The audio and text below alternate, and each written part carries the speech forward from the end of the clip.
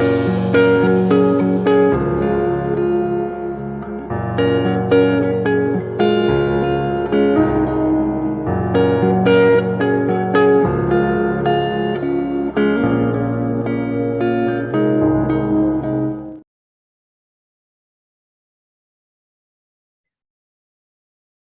welcome to Caritas Consciousness Project. I'm Gloria Quidu, and Caritas is dedicated to promoting the evolution of consciousness as the key to individual growth and global healing. And we do this through online presentations and interviews with guest speakers, such as tonight, as well as classes and study groups that we have. Everything is on Zoom these days. So we went from a physical center to being completely virtual. We draw from a wide assortment of both ancient wisdom and leading edge studies in science and consciousness, spirituality and philosophy. And we've been doing this since 2003.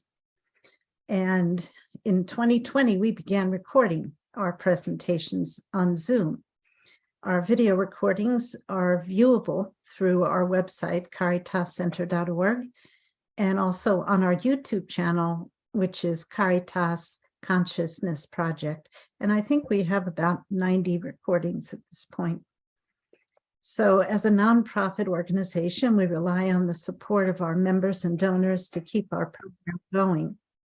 So if you enjoy our presentations and would like to support this program, you can make a donation or become a member by going to our website. And now let me introduce our guest speaker. Edward Tick has been a thought leader in restoring ancient and worldwide spiritual teachings and practices to achieve personal and collective transformation and true soul healing. He's an archetypal psychotherapist, author, poet, educator, international journey leader, and peace activist, and well known for his contributions to healing war trauma. Ed affirms with Hippocrates that all illnesses begin in the soul. To help restore transformational healing at the soul level, he has been studying and utilizing the ancient Greek origins of psychotherapy and medicine for half a century, and has guided 22 healing journeys to Greece since 1995. He first presented this work originating with the god of healing, Asclepius, and achieved through dream incubation in his now classic book, The Practice of Dream Healing, which is a wonderful book. It was published in 2001. His new book, which is right here, Soul Medicine, premiering tonight, presents his 20 years of work since, incorporating the facilitation of big dreams, seeking visions and oracles, and utilizing sacred theater and Socratic dialogue to achieve transformation and healing at the soul level. All right, so welcome, Ed, and thank you so much for joining us. This is your second time at Caritas, and I hope it won't be the last. Thank you very much, Gloria.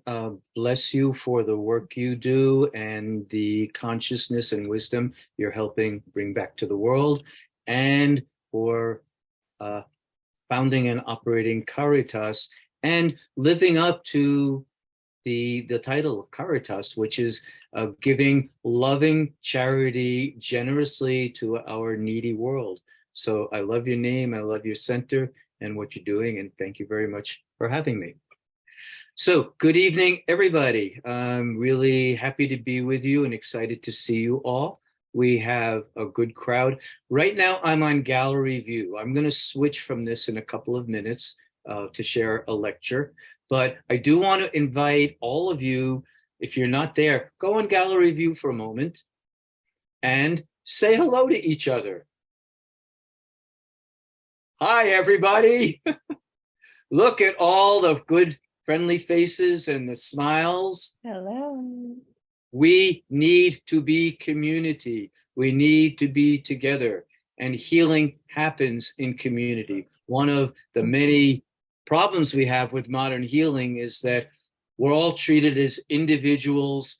Individual patients were sent off in our own direction to find our own healing and consult with our individual healers. But community doesn't gather, support, and witness to each other, hear and share each other's stories, and everybody help each other heal and come home.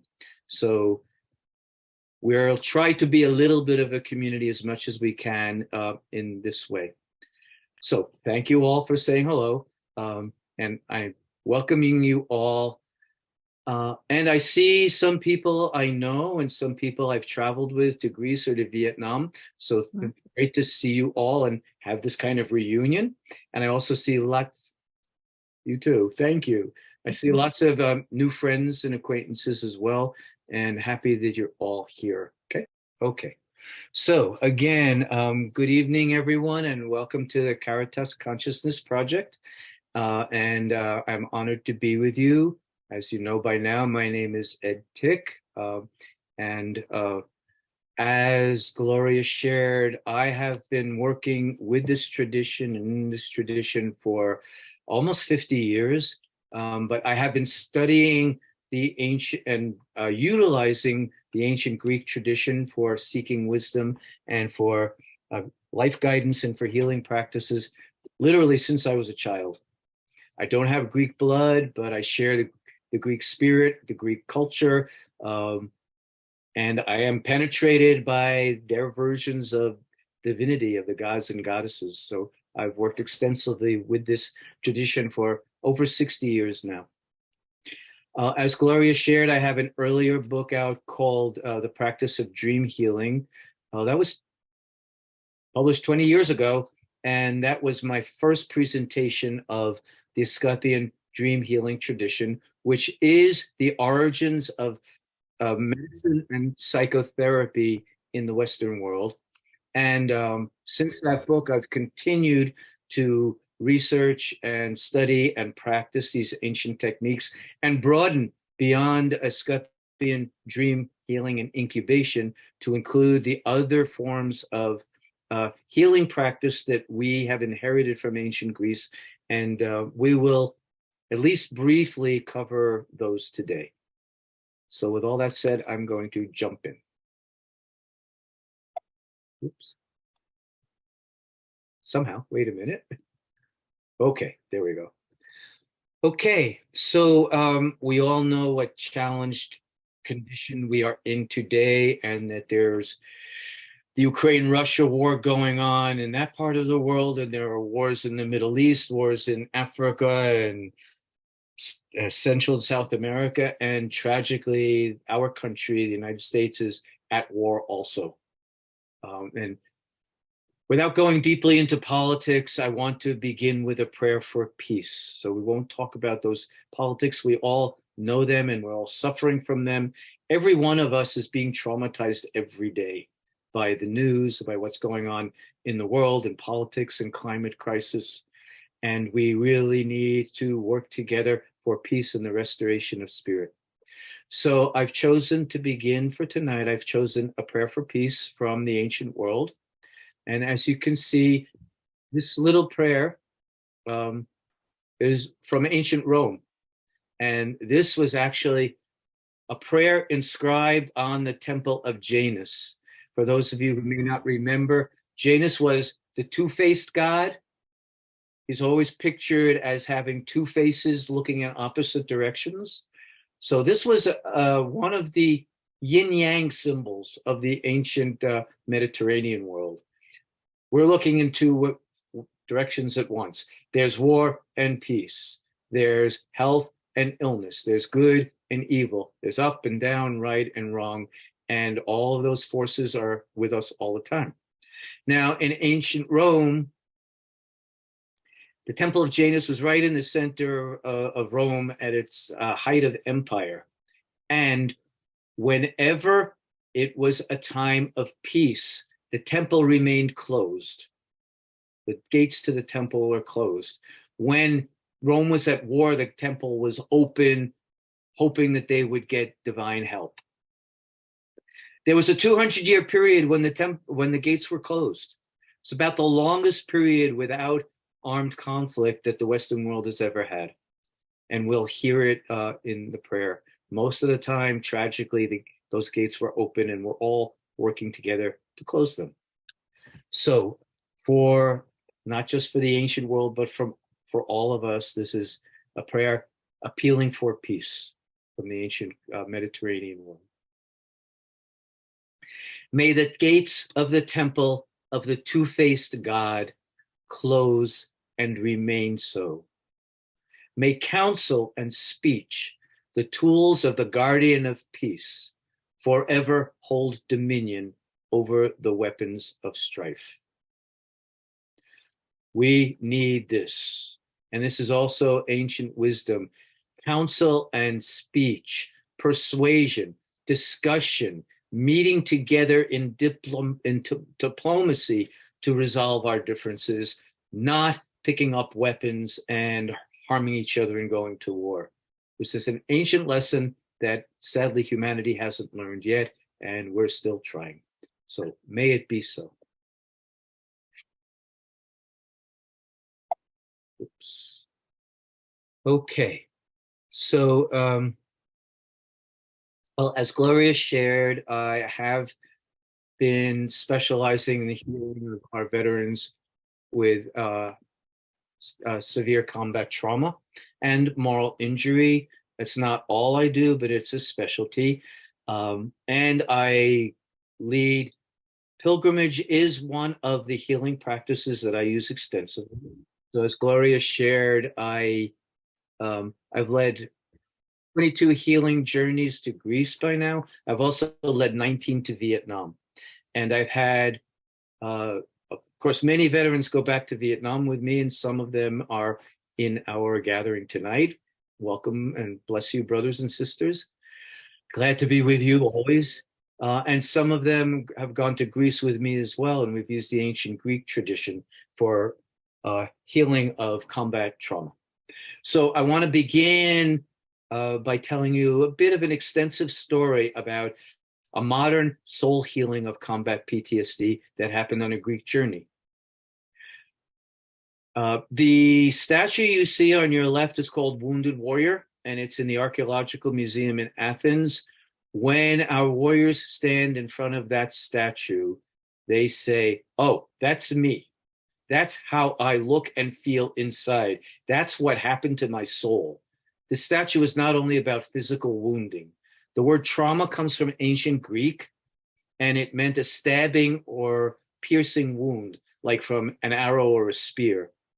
But it wasn't only the physical wound. The ancient people didn't separate the spirit and the physical and the spiritual the way we do now.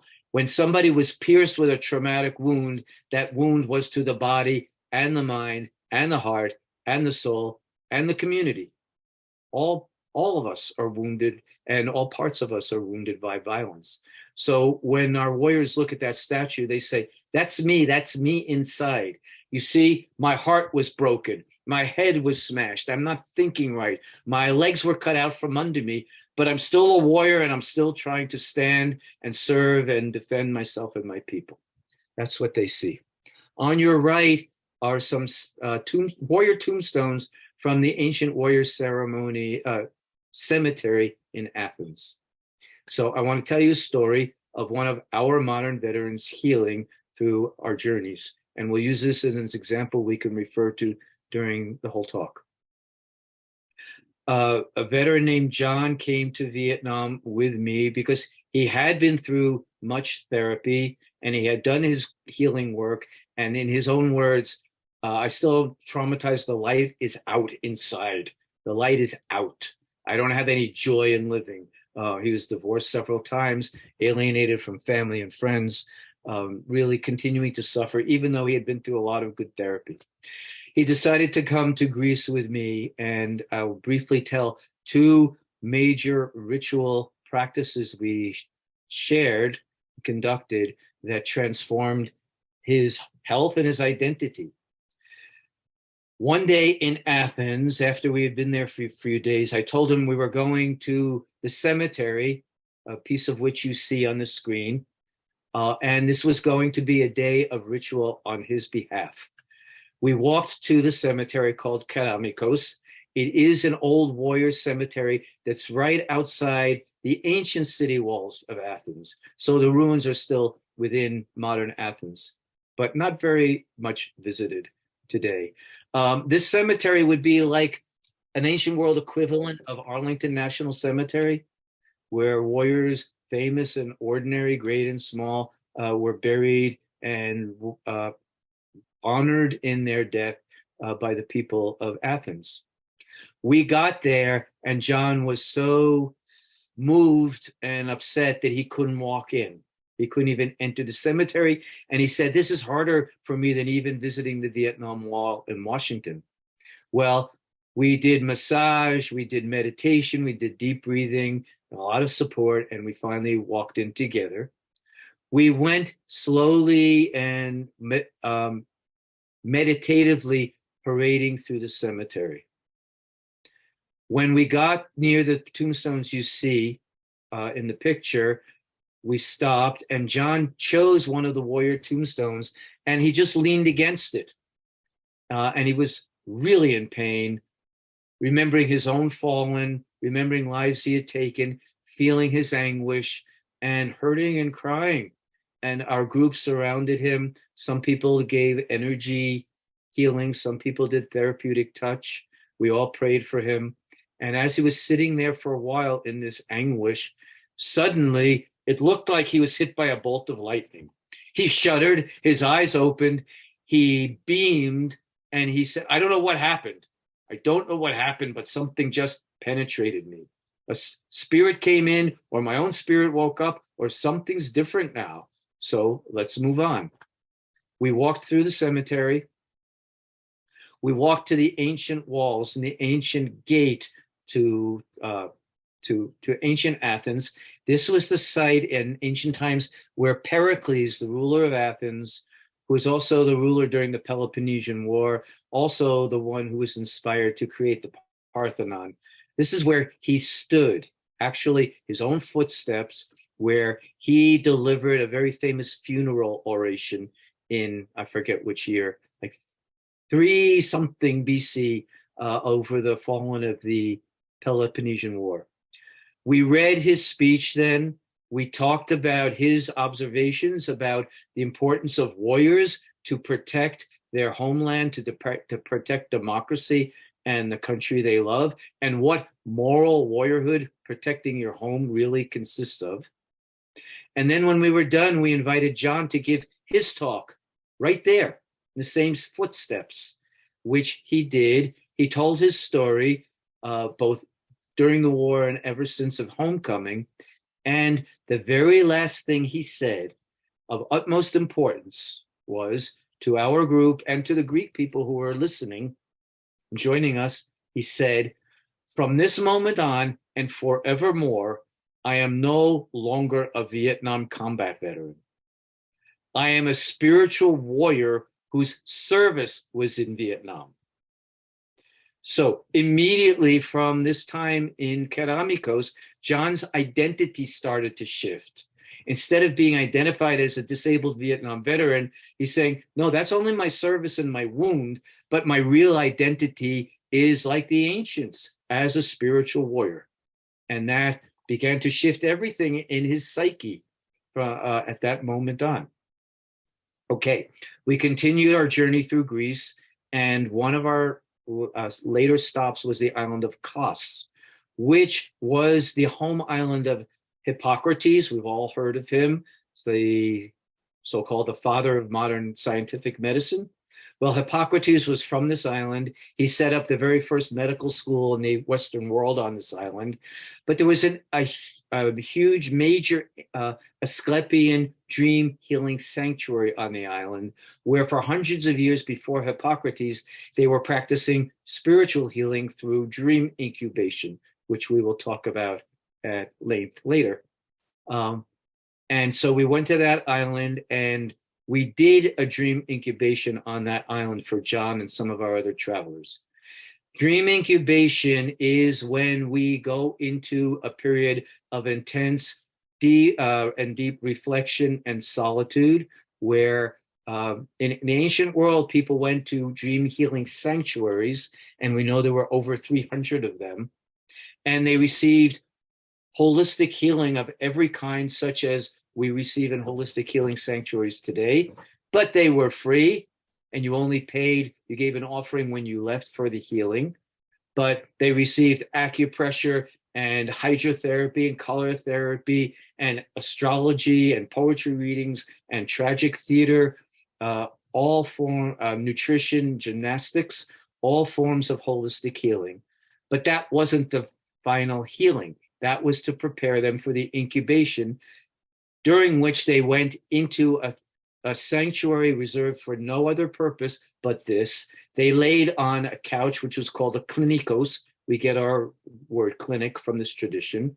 And they laid on the couch or in an enclosure, just sleeping, resting, fasting, praying for as long as it took to get a dream or a vision that came from the spirit world and either healed them or told them how to heal themselves.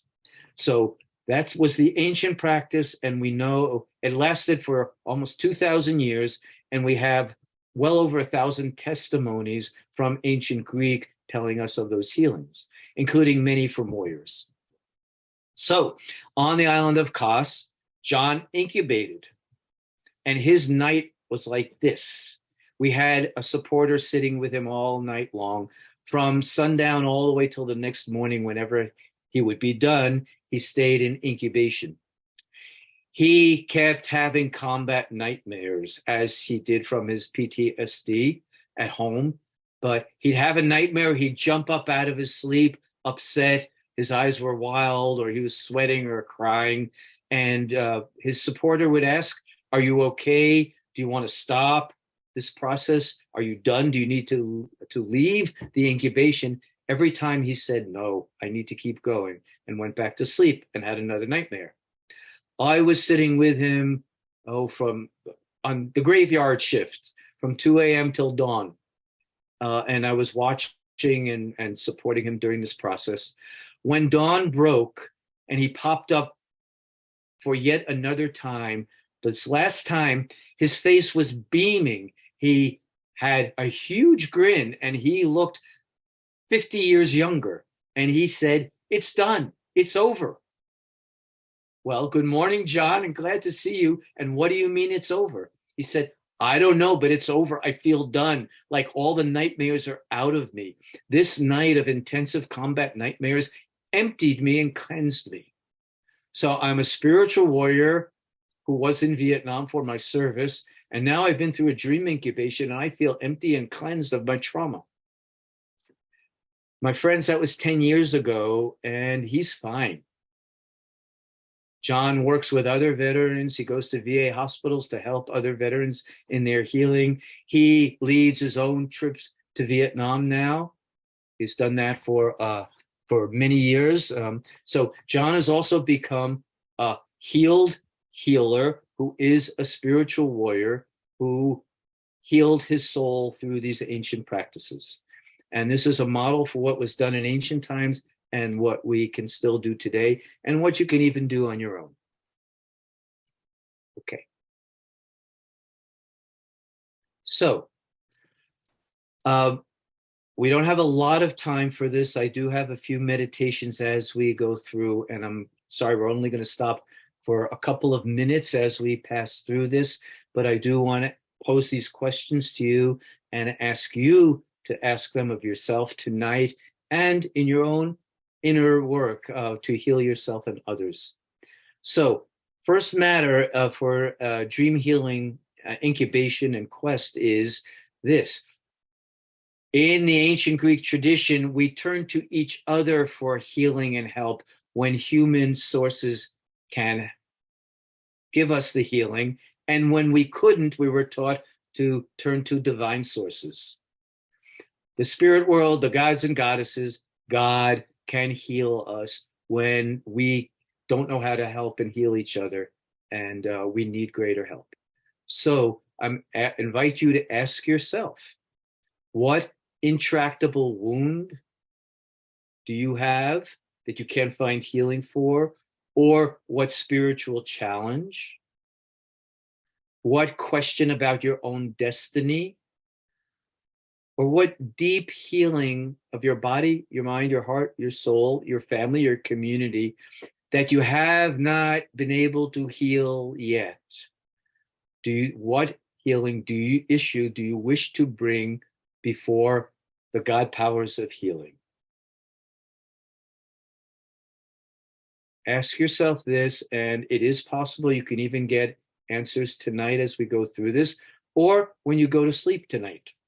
After our workshop together, please take your time, do some journal writing, do meditation, pray, use tonight and ask and invite dreams tonight that might help answer your question.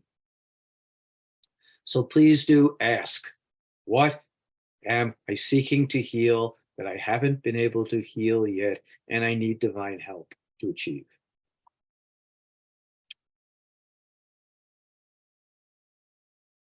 So we're talking about not only the god Asclepius, but especially the Greek god Asclepius. He was the god of healing, not the god of medicine. Apollo was the god of medicine, as well as of oracles and of truth and of the inner light. And Apollo was Asclepius's father. Apollo was intellectual and detached and didn't have a good bedside manner. Asclepius's son was the child of Apollo, a god, and a mortal woman named Coronis. So, like other saviors and healers, he had a divine father and a mortal mother, and he existed in between the divine and the mortal and partook of both. This is the Homeric hymn to Asclepius, who was the god of healing that brought these dreams. And you see it's from 800 BCE. And this is actually my translation of the ancient hymn, which I want to use to call this healing presence to our circle, our community tonight. So, doctor of our ailing, Asclepius, I begin your praise. Son of Apollo, awakened through the mother of light of the fertile plains. She was the daughter of the mountain king. You are great to humanity. You soothe our cruel suffering. And thus we welcome you, Master. By my prayer, I beseech you. So we ask this God power and all the God powers to be with each of us, with all of us, and with our country and our world while we go through such challenging times. So, as Gloria began with the Hippocrates quote, I'll say it again. The ancient spiritual medicine taught that all illness begins in the soul and ends in the body. Modern medicine doesn't think that way. We just are focused on the body. So modern doctors are actually physicians because they're treating the physical. The word doctor means something else. Doctor means to teach, to educate, to inspire. I hope I'm a good doctor for you all tonight, helping to teach wonderful wisdom that we need back. Most of our doctors are physicians treating our bodies, treating the soma, not holistic doctors treating our whole being with our soul in the center. But in the ancient world, this is where medicine comes from. Hippocrates, the first scientific physician, said, illness begins in the soul. And only over time and a lot of offenses against our natural well-being do wounds and toxins accumulate and finally develop into illnesses. So ancient medicine is soul medicine. It has its roots in shamanism. This tradition actually began in the mountains of northern Greece and Thessaly, and we know it was fully developed as early as 1400 BC, and it was fully developed. It existed way before that. And it comes from shamanic roots, from working with spirits as they reveal themselves through nature. It also practices earth medicine. So it uses herbs, waters. Every Asclepian sanctuary had hydrotherapy and used all the natural healing herbs, and immersion in nature. We're all aching. We're all nature deprived now and need to immerse in nature again. And it used rituals, chants, and incantations. Soul medicine also used what Carl Jung called big dreams. And big dreams, as we said, were achieved through dream incubation. So they were facilitated. Jungian psychotherapy is meant to slowly, over many months and years, facilitate big dreams. What Jung meant by a big dream was when something divine, the archetypes reveal themselves. The gods and goddesses who are acting in us and through us reveal themselves in big dreams, and we achieve a spiritual connection. Most of our dreams are little everyday dreams about our personal unconscious, but big dreams come from the collective unconscious, from the universe. So soul medicine sought and facilitated big dreams to bring big healing, such as John had. It also facilitated and honored visions, the intuition. People sought oracles for life guidance, and it honored synchronistic events and strange visitations that seem like miraculous, that they come from the other world, or they couldn't possibly have happened, but they do. Soul medicine also extensively used the arts, all of the expressive arts, because the arts give us our symbols. Symbols are the language of the soul, and the expressive arts give us the symbols that can express our souls, guide us in our healing, and achieve catharsis, like John did through the dreams, to release the negative emotions that are poisoning us. And soul medicine transcends the ego. We're working with the God powers, with the archetypes, with the universal symbols and stories and patterns that are built into us, that we all have universally, but that vary according to the culture and personal experiences, and so vary greatly in the way they're embodied and presented in any particular culture. Our archetypal world, we are bombarded with images, but not their meaning. The media gives us too many images. Hollywood bombards us with images. Every one of us is saturated with Disney images, but we don't know what they mean and we don't work with them. So we've got too many images, but we're not connecting them and identifying with the archetypes. What's of utmost, and the archetypes are drying up. What's of utmost importance is that we feed them, we water them with the arts, with mythology, with poetry, with going to museums, with really paying attention to our dreams. When my wife and I wake up in the morning, the first question, I always ask her two questions. How did you sleep, my love? And did you have any dreams last night? Don't let them disappear. The dreams are messages. Many cultures, traditional cultures, talk about and share their dreams the first thing in the morning. So take your dream life very seriously. Your psyche is trying to talk to you through your dreams and also through our symptoms. Our symptoms are symbols through which the soul is trying to talk to us and make its deeper needs known. Symptoms are not our illnesses or our distress. Symptoms are symbols of what is distressing us. Modern medicine and psychiatry, unfortunately and tragically, mostly treats our symptoms to suppress them so we can go back to work in the morning, so we can function every day. But it doesn't go deeply through the symptoms to find out what they're saying, what they're symbolizing, how it is that our inner world is talking to us and expressing through the body. And we need to restore that, to respect the symptom, not crush it, and to let it guide our healing. So all of this comes from the ancient practices.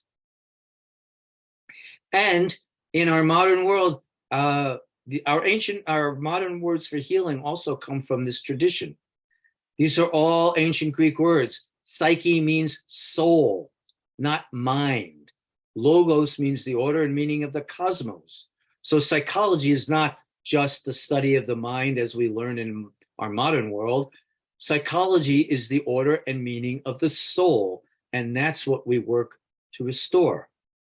Iatros means doctor, so a psychiatrist is literally a soul doctor, not, as too many have become in our modern times, medication dispensers. If you ever need to see a psychiatrist, make sure he or she looks at you and is talking to your soul, your spirit, not just collecting your symptoms and throwing medications at them. That doesn't bring healing. We become dependent on the medication to eradicate the symptom. If we're really healing, the symptom reduces and can eventually completely disappear as our soul gets larger and stronger to carry it. And therapeia meant to serve or to attend. So a psychotherapist, again, it's not a mechanic doing psychological repair, but a servant of the soul. And in the deepest kind of therapy, we're on a soul journey together. Therapist and partner walking a soul journey together in the service of the afflicted person.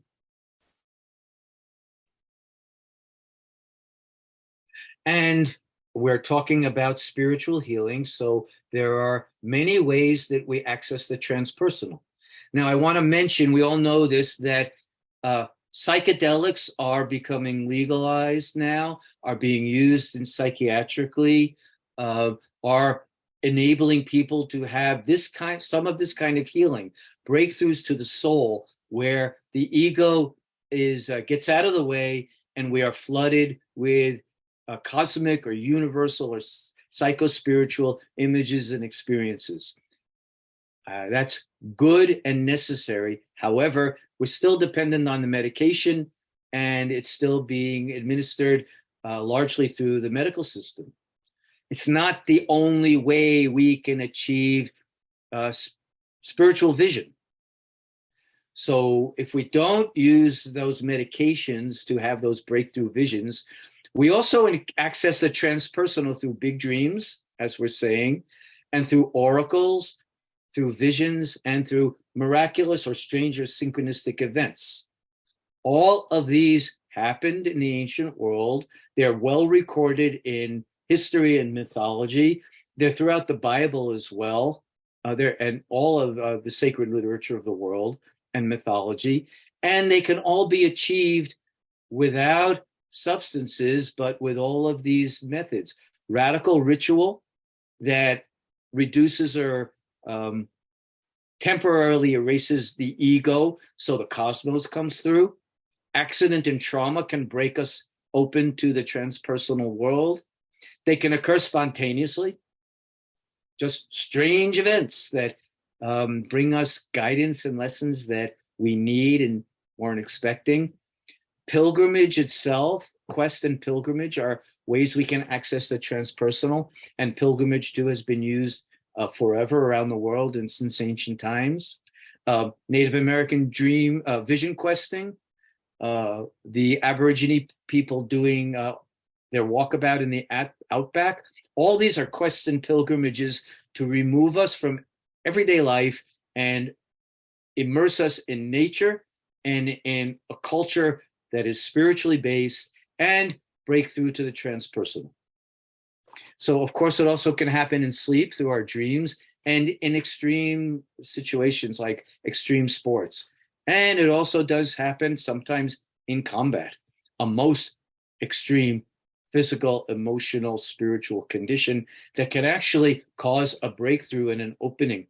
I've worked with veterans who, Scouts Honor, say they did not know they had a soul until they broke open in combat and had some kind of very strange experience where their soul revealed itself to them. And we don't have time, but if you're interested, we can tell stories about that later on or in other venues. But the soul is there. It's largely been buried by modern world, and we become insensitive to our spiritual dimensions, and we can reopen to them, not only or even exclusively through the use of psychedelics. That's a quicker way to get there, but we can use all of these practices and encounter it through all of these experiences.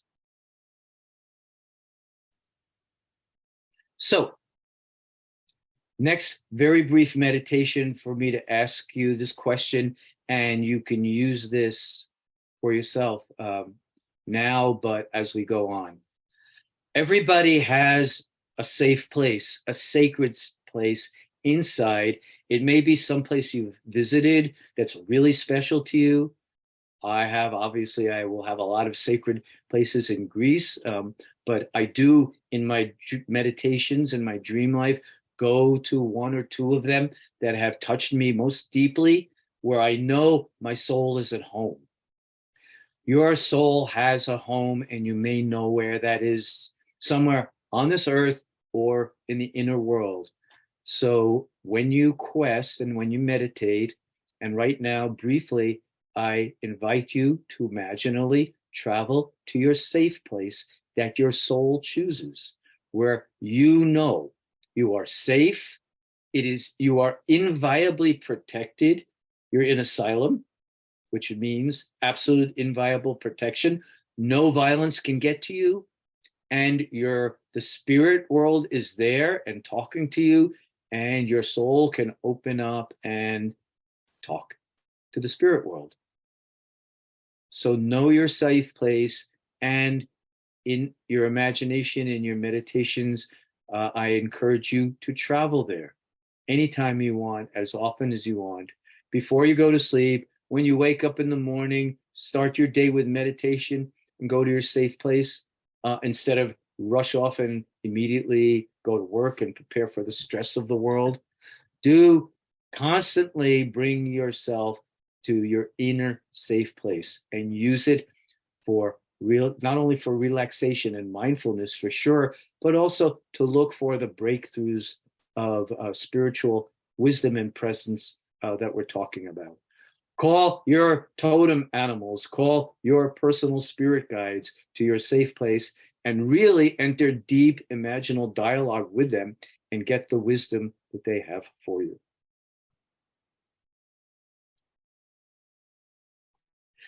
Okay, so I'm going to briefly share some of the other traditions from ancient Greece that also have led us to our modern forms of healing, are the roots of our healing, and also people in the ancient world used extensively for their healing.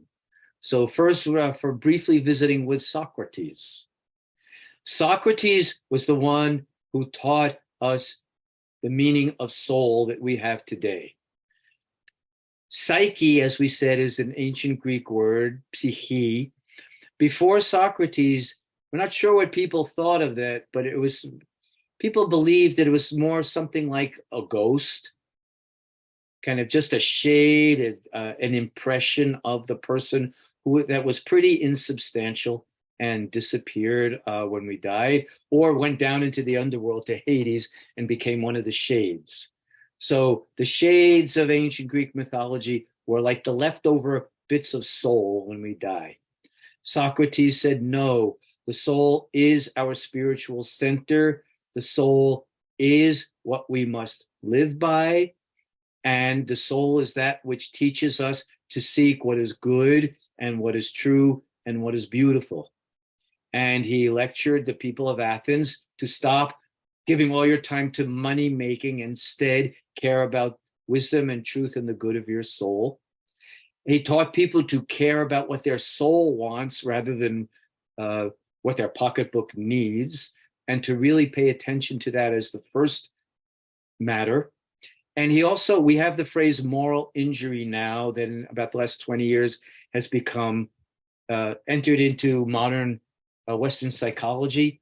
Well, Socrates knew all about moral injury and taught us what it was, that the soul is our moral, spiritual, and rational core, that we suffer when we do wrong and betray our souls. Our souls grow and deepen when we do right, and we suffer and make ourselves ill when we do wrong. That's moral injury, and that's what we have finally named today. And blessedly, it helps our warriors, our veterans, understand the depth of the spiritual wound that they're carrying and how they can heal it. We can also think of Socrates not only as a philosopher, but he stayed out in the marketplace talking to folks.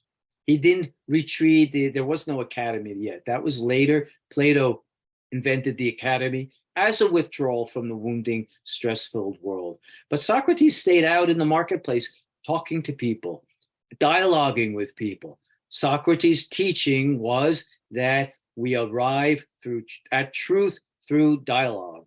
Question, question, question, and question your questions and question your answers until you get at the basic bottom line truth, the irrefutable truth that is at the core of our wisdom or at the core of our wound. And at its best, psychotherapy and counseling do that it's not just talk, and it's not small talk, and it's not just problem solving or learning to live a stress-free life. That's important, but it's using dialogue to dig down deeper and deeper and deeper into the core, the bottom of our issues, where they come from, the original wound. That's what we're looking for, the original soul wound. Oh, and by the way, just to share, that picture is of me lecturing our group in Athens, right in front of Socrates' jail cell. That's where he was kept, in the old Athens city jail, awaiting his execution. It was when we talk about safe places where our souls go, that's one of my places. I go when I talk to Socrates. So a second practice for profound healing was sacred theater. Theater, as we know it, evolved from ancient Greek spring rebirth rituals to the god Dionysus. Dionysus was the god who died every winter and was reborn every spring with the grapevines. And Dionysus was the god, Apollo was the god of reason who gave us oracles. Dionysus was the god of the transformed consciousness who gave us ecstasy, who gave us inebriation, who gave us the drunken states, but not necessarily drunk on drugs or alcohol, but drunk by letting go of our rationality and our ego and our groundedness and being propelled into an altered state of consciousness at theater and through other radical rituals. So theater was originally a sacred ritual to rebirth the land and to restore the people. And tragedy as we know it and as we've received it was invented by combat veterans. Aeschylus, Sophocles, and Euripides were all combat veterans. And they invented this theater as we know it and use it as a communal ritual to achieve catharsis, purgation, purification, and healing from collective trauma. So most of the people, the men anyway, in ancient Greece were veterans. So when 10,000 people filled the theater at the foot of the Acropolis and watched a play like Agamemnon or the Trojan Women and were crying and grieving out loud together as they watched it, this was a communal healing ritual for thousands of people moving through it together to empty the accumulated pain, grief, rage left over from war. And it worked in the ancient times, and it works in modern times as well. For those who have read my book, Dream Healing, or if you want to read it, the first chapter tells of my experience in a theater in Greece when I saw the Trojan Women. And that one night of theater changed my life. I went there looking for ways to heal Vietnam veterans, and I came out of the theater realizing, no, that's not right. The service is correct, and the veterans are our beloved warriors and brothers and sisters. However, all wars are the same. war itself is an archetype. I was called not only to work on the healing of the Vietnam War, but to heal, as much as I could contribute, all forms of war and conflict anywhere and everywhere it happened, and to use these practices and to realize that war itself is an archetype that possesses us. And it's not just historical or economic or political. It's an archetype that lives inside humanity that we need to learn how to be in balance with, because yin yang, there will always be strife and contention, but we need to learn how to live in balance with it, so we do not, we're not possessed by the berserker, by the god of war. That's the experience that happens when we're at war without spiritual protection. So sacred theater is also one of the forms of soul healing, the ancients practice that we can use today, and we do use when we travel together in Greece. And consulting the oracle, the picture you see is what remains of Apollo's temple today at Delphi, Delphi in Greek, where people went to seek life guidance through oracles. Many of us probably use oracles in a gentler way. We use the runes, or tarot, or the I Ching, or medicine cards. These are all forms of consulting the oracle, and I hope some of them you use them and take them very seriously. Really listen to your oracle, meditate on it, ask what it's trying to tell you, ask what the transpersonal wisdom that you're being given is, and how this is an answer to whatever questions you ask. So oracles are ancient. We have gentle ways of using them, but we can have much larger ways. We can go to Delphi. In Greece, sometimes our groups go to Delphi, where we purify, we pray, we meditate, we spend the whole day or several days in the area of the sanctuary, and we look for oracles. It used to be a once in a lifetime journey, like taking the Hajj, the pilgrimage to Mecca for people of the Muslim faith, a once in a lifetime journey to consult with the oracle, to be given guidance on fulfilling your destiny or healing yourself. And these two quotes were inscribed on this temple, the temple of Apollo. One is, know thyself, know thyself. Plutarch later on said, if the command know thyself were an easy command to follow, we would not take it as being given by the God. It's hard to know ourselves, and it's hard work to really know ourselves thoroughly, including especially our souls and the source of our wounds. So know thyself, and to the best of your ability, seek that self-knowledge. The other quote that was inscribed at Delphi was this one, pan metro and ariston, which is usually translated as everything in moderation. And that's a good practice. And the ancients did teach that excess was dangerous. And Hippocrates also taught, avoid all excesses in our health practices, because excess, he said, is contrary to nature. Nature seeks to balance the opposition, not to lean toward one pole of the opposition all the time. So we need sleep as well as we need to be awake. That's an easy one. But if we're only awake all the time, we have insomnia, then that's an extreme. We're not in balance. The original quote, pan metro and ariston, doesn't exactly mean everything in moderation. It means more something like, all things according to measure lead to excellence. Metron means the measure, the balance.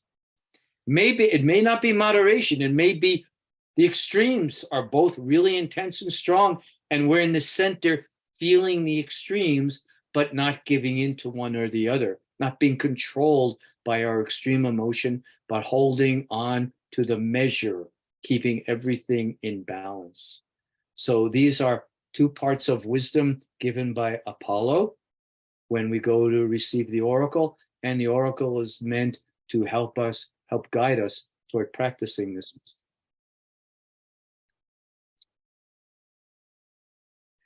Okay, so another brief meditation. I wish in another setting we could do this together for a half hour, an hour, as long as we need. But very briefly for now, I do want to invite you to think about when you've experienced any of these in your life.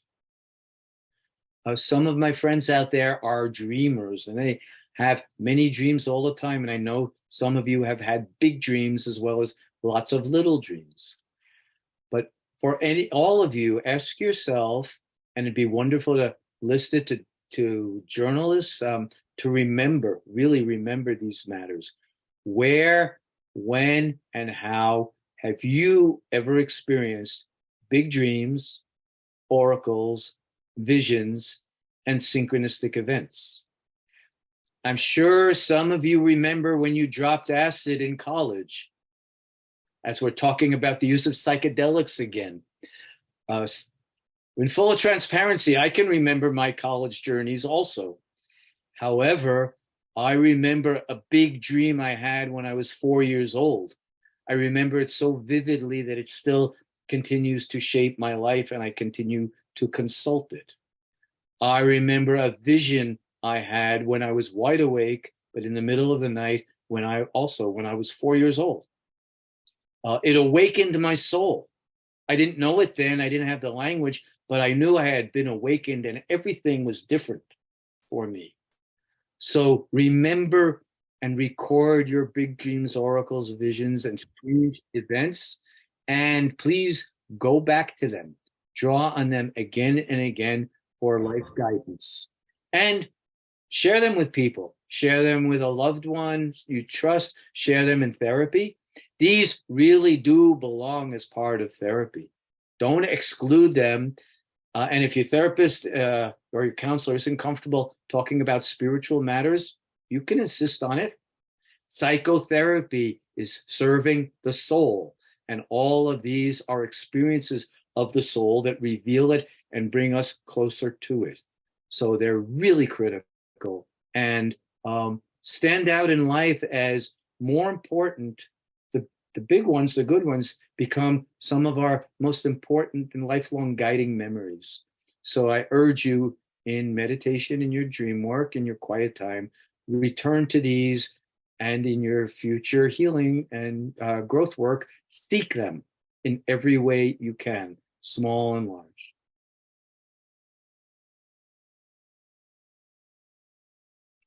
Okay, so we'll spend more time with Asclepius, who is our main focus today. My new book, Soul Medicine, does all in-depth cover all of these practices we're talking about, including telling stories of people receiving oracles now, and our use of theater as sacred healing ritual in Greece. But all this began for me with Asclepius and the Asclepian tradition. So I want to speak a little more deeply about him. And for all of us who are in the therapeutic world at all, this is our God power. This Asclepius was the archetypal psychotherapist. So in ancient Greek, he was known as we said earlier, he's the god of healing. I'll talk about his healing practices and powers in a moment. But again, Apollo brought medicine and medical theory, and Asclepius gently, lovingly delivered it to us human beings. He was the archetypal psychotherapist. Those words, psyche, psychology, psychotherapy, psychiatrist, all come directly from the Asclepian tradition. And he was the divine image of the healer. Not the only image. We have the medicine Buddha as another archetypal image of the healer. We have Jesus and Mother Mary as archetypal images of the spiritual presence that can heal us. Asclepius was the divine image of the healer who became the doctor tending the soul. And this image is, again, it's universal, it's archetypal, and taking different forms in different cultures. But this is the base. Archetype means the original image out of which everything is formed. Arche is original, and typos means, well, the type, like a printing press type, the thing that sets the mold that sets the form. So archetype is the ancient, the original form that something is created in. And Asclepius is the archetype of the healer, the original form that we are invited to embrace as our spiritual guide when we do our healing work. And finally, he was also called the listener. The listener. We do a lot of talk, and in therapy, we do a lot of talking as well.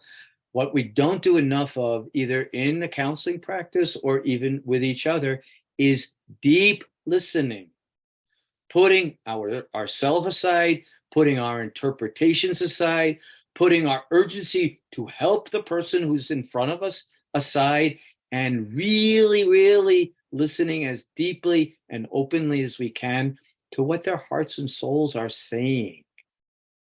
People want to be heard and blessed, not repaired and fixed. Heard and blessed, not repaired and fixed. So practice deep listening, as well as the other active practices that we're sharing.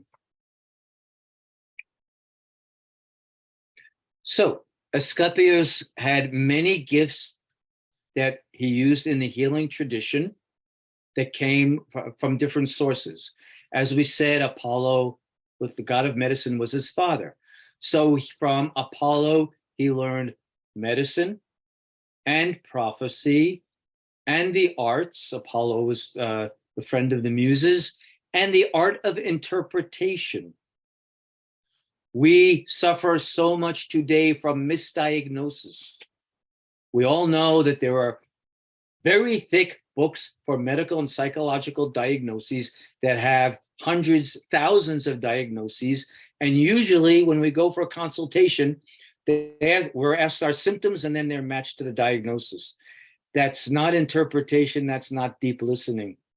That's applying standardized, universalized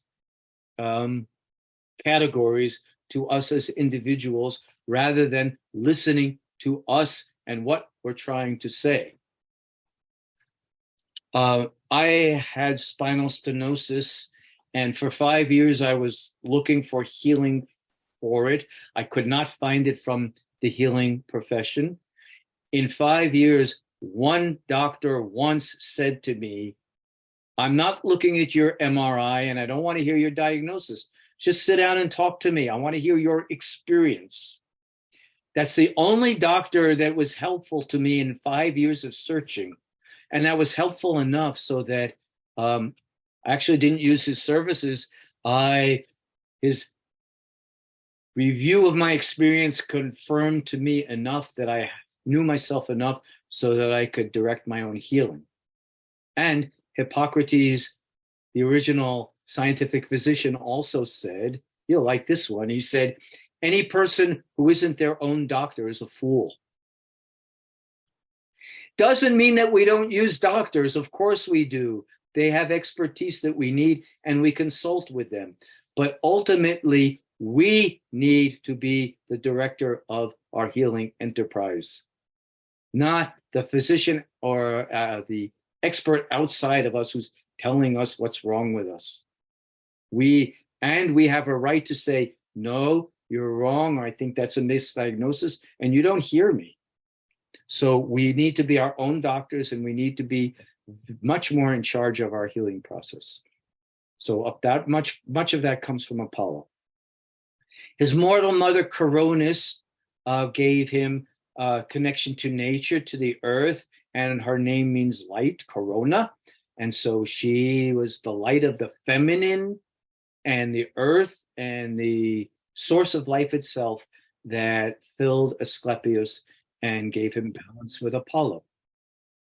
Apollo was not a good father. I won't tell the whole story now, but after Asclepius was born, Apollo didn't raise him. He turned him over to the centaur Chiron. And Chiron was a great healer and teacher, and he taught Asclepius the use of herbs, natural herbs, incantations and chanting, and naturopathic medicine. The centaurs had that. They're half horse and half mortal, and they know the earth ways. In addition to all of that, Asclepius added his own gifts. Gentleness. The meaning of his names, Asclepius in ancient Greek, is everlastingly gentle. Also expect that from your healers. We need gentleness. And he was also called the first psychiatrist because to all the other healing practices, he was the one who added words, but in particular, words that can soothe and alleviate our tormented souls. So he had gentleness and he knew how to heal and soothe us through talk, through language. So we look for that also. That doctor who said, I don't want to hear your diagnosis, please tell me your experience, that was soothing. Those were words I wanted to hear. When a doctor said to me, I see from your MRI that you have blah, blah, blah, that didn't soothe me, that upset me and challenged me, and I felt like he wasn't really seeing or talking to me. We have to come first, and our wounds are part of us. Rather than the other way around, the disease or the wound or the affliction comes first, and we tell our healer what it is, and they throw their healing techniques at us. It's not the way healing works. The person comes first. Who was the person that carries this wound or this illness? Not what is the illness, and let's just throw our techniques at it to erase it. So the person came first. Deep healing and soothing with all of these practices was the Asclepian way. So, as we said, the sanctuaries were holistic healing centers, and people received all of the different healing arts to get them strong, to strengthen them, to guide them, and to prepare them to go to seek an epiphany. Literally, an epiphany means a visit from the divine. And it's through the big dreams that epiphanies happen. Dreams and visions brought visions of and from divine sources in which people were either healed directly or were instructed on how to heal themselves, either given the healing or given the remedy by which they could find and follow their healing. And as we said, that's happened. We have thousands of examples of that from the ancient world, and we can do it, and I do it, and some other modern healers also facilitate dream incubation and do these practices. And I hope when we get a chance to share, some of our group tonight have been through some of these practices, and maybe some of you will want to share what those experiences were like for you. Finally, we come to the incubation. You're seeing the remains of the building that was called an avaton. The meaning of the avaton, you see, it was the place not to be entered by the unbidden. This means a few things. The unbidden meant you couldn't just go in there and say, I'm here for a dream healing.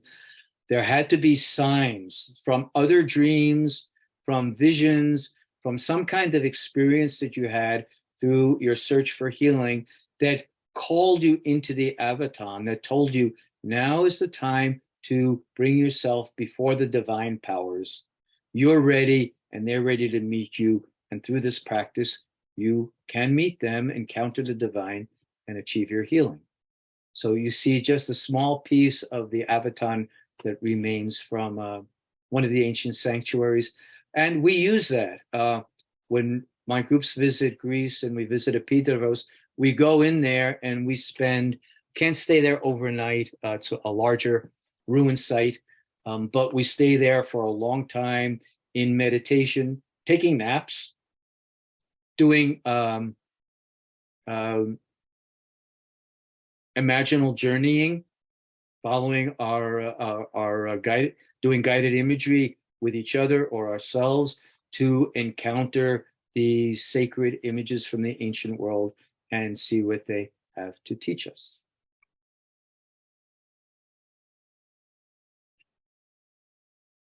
If we had the time, we would share a long incubation meditation now. I'm sorry we don't have time for it tonight, but you see one of my friends, I think she's here tonight, who is incubating in one of the sanctuaries in Greece. And there's another picture of the avatar that we just mentioned. But I want to urge you to take the incubation archetype seriously. So it doesn't have to be in this form, but as we said, vision questing in the Native American tradition is also a form of incubation. If you do use sacred medicines, that's also another form of incubation. And if you do it with a facilitator in a sanctuary with a group of pilgrims, well, then you are on pilgrimage doing incubation using ancient sacred practices. So they're all good. So find your own way for incubating. And as we said earlier, you can incubate yourself. And I urge everybody to practice that in large or small ways. Wake up slowly and savor your dreams, even little fragments. Don't rush into your daily life. Put time aside in your life, not only for meditation, but for dream time, for imagery time. Do your artwork. Turn off your electronic devices and do artwork and do free writing, do free drawing, see what images come through you and take them very seriously and work with them, talk to them, ask them to give you their messages. So there's many, many different ways that you can incubate yourself. And there's, as we said, also many ways you can work with other people to be in a facilitated incubation. So all of these practices were utilized in ancient Greece for thousands of years. Many of them disappeared because of history, because of the coming of early Christianity that stamped them out. Oh, and by the way, as Christianity was growing up in the ancient world and stamping out the old pagan gods and goddesses, one or a few at a time, Asclepius was the last one.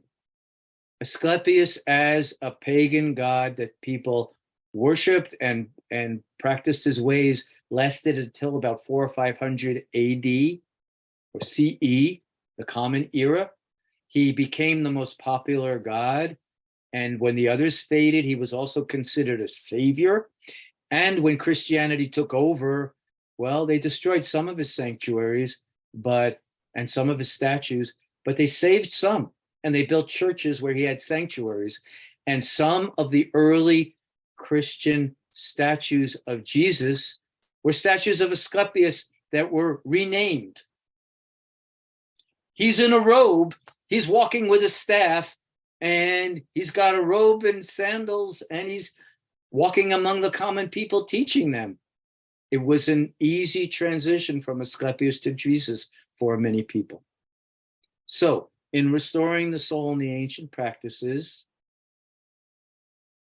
Asclepius gave us holistic healing through retreats and incubation that energized us, embodied the archetypes, and brought big dreams that brought healing directly or provided us guidance for how to heal ourselves. Socrates and philosophy brought the wisdom that we should take care of our soul, warned us against moral injury, taught us how to correct moral injury through atonement practices, taught us the dialogical method, question, question, question, offer the opposite of what that somebody is saying, offer the antithesis in order to arrive at a synthesis, keep questioning and asking what's missing until we get to the bottom line. I don't like that phrase. The truest truth that is irrefutable and irreducible and tells us what we need to know or where our needs or wounds are and what we need to do to heal them. Tragedies, as we said, were public ritual, not just entertainment, but public ritual for catharsis, for transforming suffering into vision. That happened to me when I saw the Trojan women in the ancient healing sanctuary. I went into that sanctuary looking for a guidance to relieve the suffering of war, and I was taught that war is a universal archetype and that we can heal its wounds through these practices. Tragedy also projects us into the mythic, so my problems are no longer my problems alone. But well, Freud did this a little bit with the Oedipal complex because he said this is universal. He got the Oedipal complex wrong. He was right for Victorian times. It was a common wound in that form from the form of relationships people had at that time. So he did project our wounding from the personal to the collective and the mythic, but reducing it just to the Oedipal complex as he defined it was inaccurate. But tragedy projects us into the mythic and the archetypal and enables us to see our individual stories in this universal perspective. And oracles as well give us messages from the divine that help reveal our destinies and guide us on the path we need to fulfill the spiritual purposes for which we're here. So all of these were used extensively. My book gives lots and lots of ancient and modern examples of using them, of how to use them, and that we can use them today. And today we're sharing really a summary of these extensive practices that guide the soul, teach the soul, awaken the soul, and bring us profound holistic healing. Okay, so I'm sorry for rushing through this a bit, but there's so much to share that's of great worth and richness, and I hope you'll continue to investigate it and use it for yourself. I do have some more slides and some comments I'd like to end with. So we're going to pause now for about 20 minutes or so for questions and comments and sharing time that anybody might have, and then we'll come back to the slides. So floor is open for sharing time, and I'm going to, can I do that? Do you want to exit? Can I flip to gallery view and then come back without losing? Yeah, sure. You'll just have to stop share. Stop share. Yeah, there you go. And go to gallery, and then we'll go back to share in a little while. Okay. So thank you. And hello again, everybody. So I'm going to start us. Comments, stories? I'm going to start us off with a question. I don't know which chapter it is, but in your book towards the end, you're talking about someone whose name, who was given the name Epikuros. Yes, Epikuros, yes. Epikuros.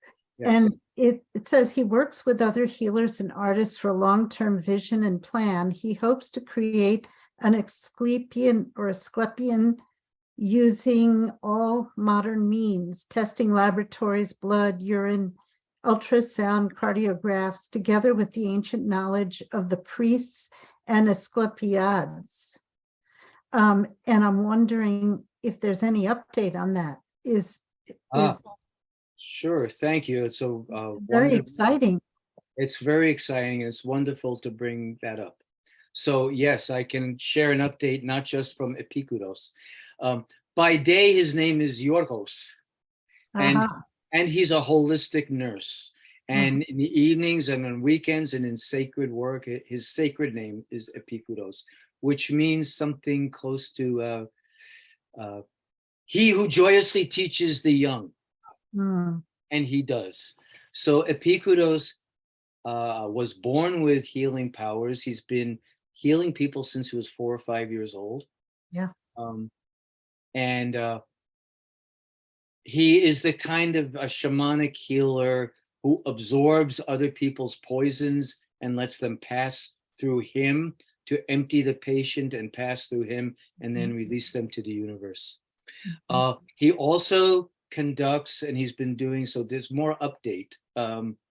In Greece, in recent years, not too long ago, the religion of the 12 Olympians was legalized. It had been banished and illegal for many, many decades, generations, actually. Now it's legal again, and some people identify as pagan who literally believe in the 12 gods and goddesses. Many more people practice their ways, but don't take them literally. Epicurus has been working in this tradition up around Mount Olympus in northern Greece for many decades. People have been doing a firewalking ceremony.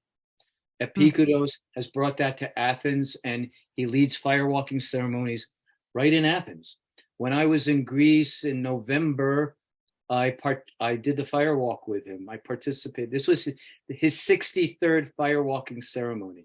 Wow. And, oh, people, you'll love this.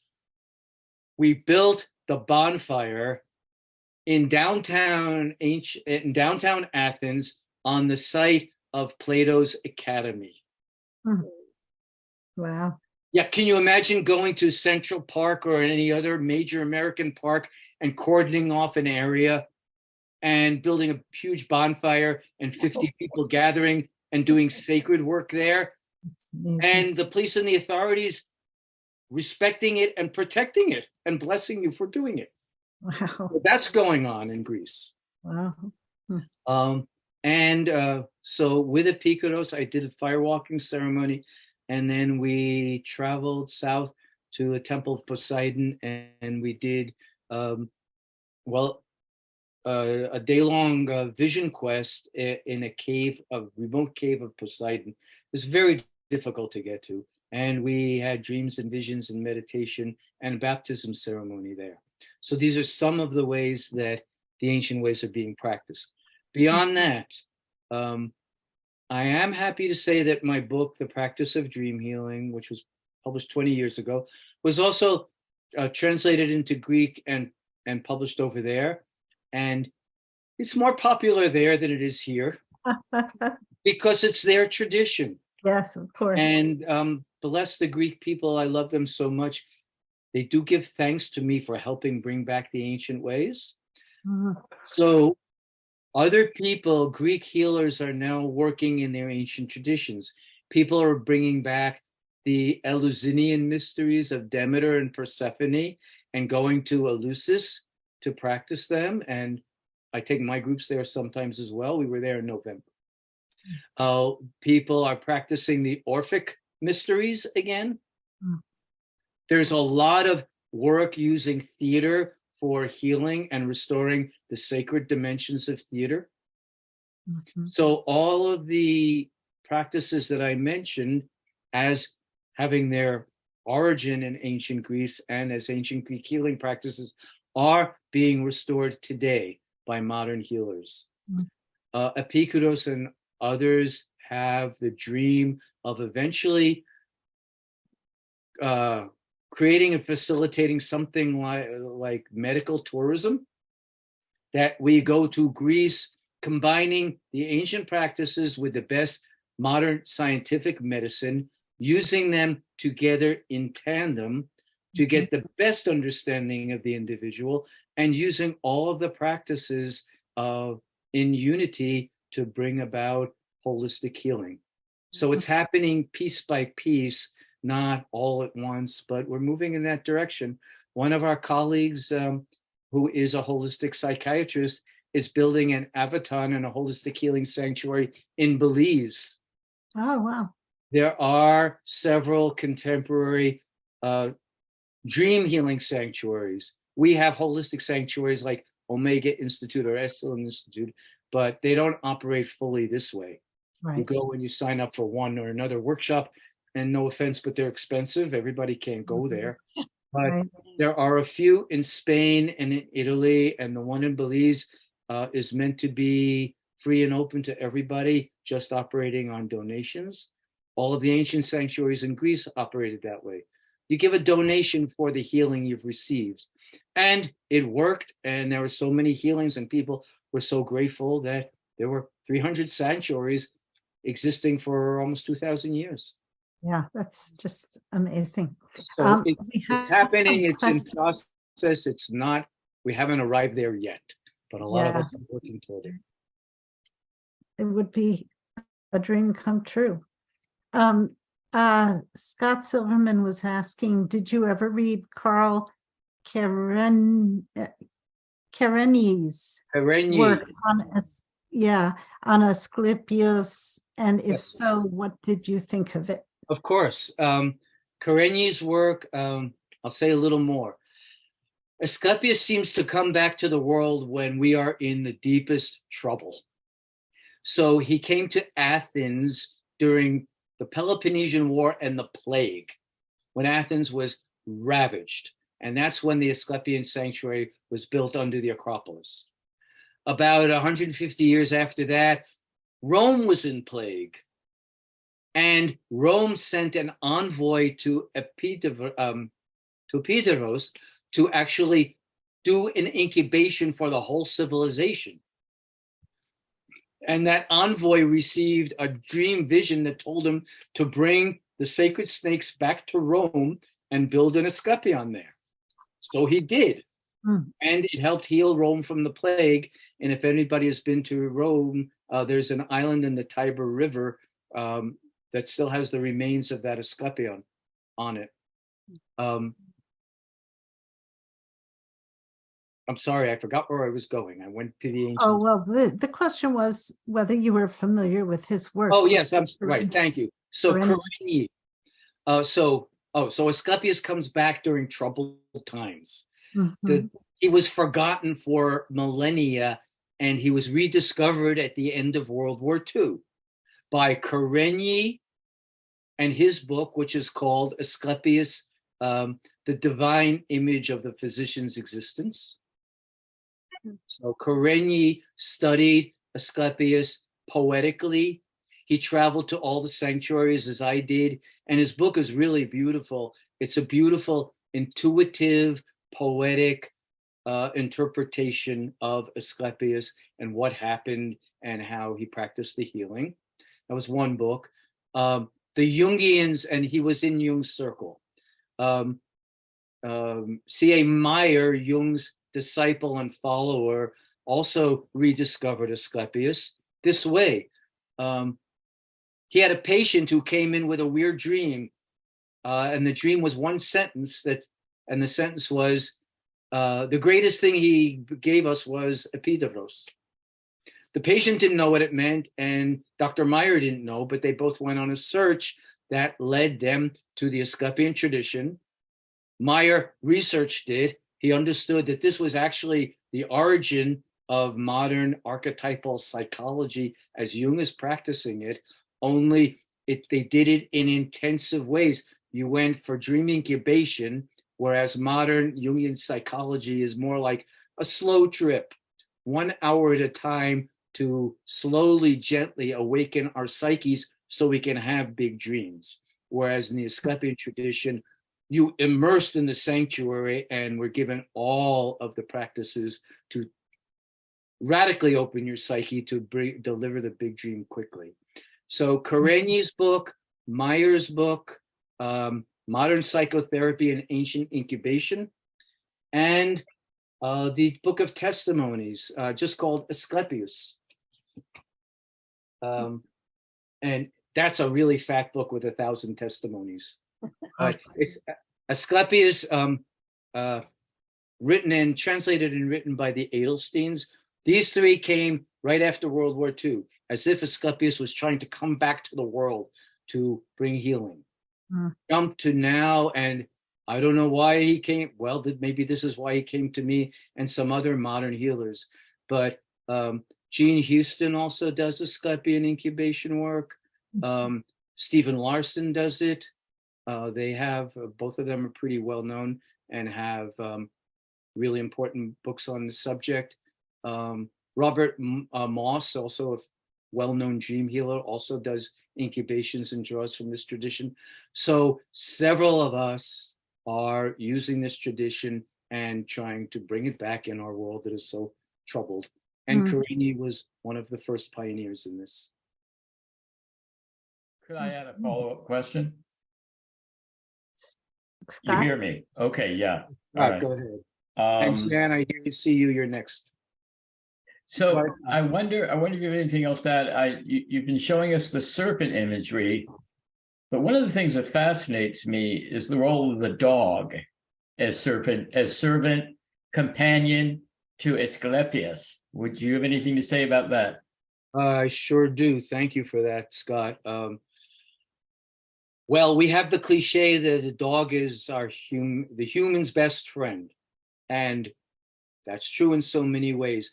For all of us who have dogs or love them, we know we can't get unconditional healing from too many human beings, but we get unconditional acceptance from our dogs.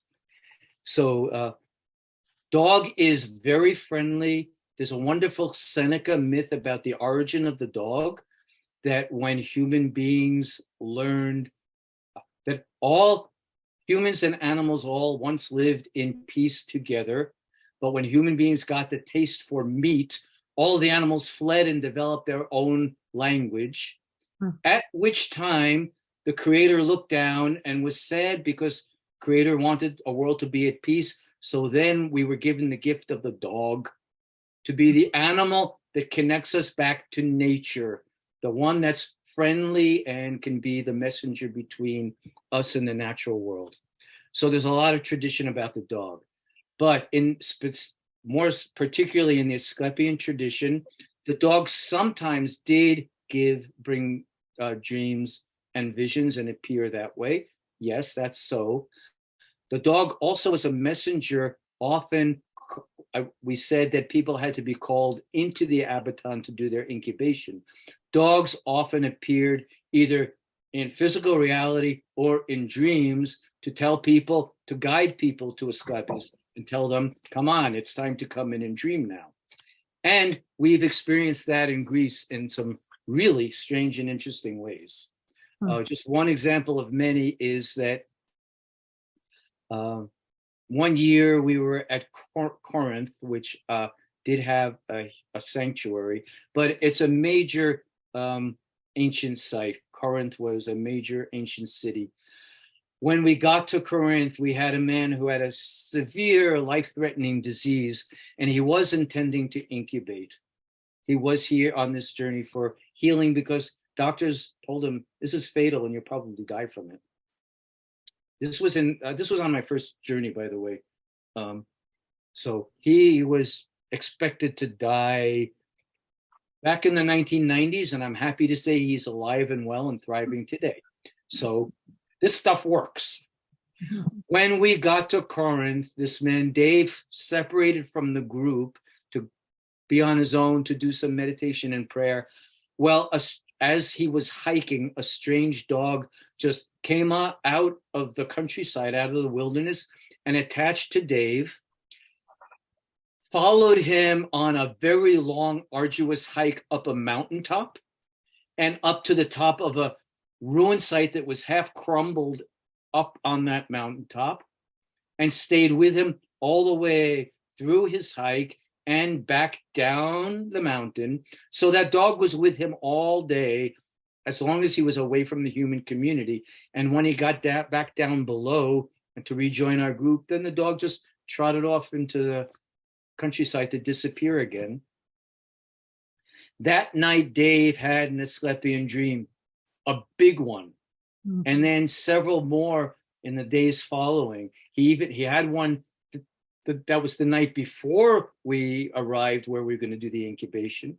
So the dog said, yes, it's time for Asclepius, and I'll be with you on this journey.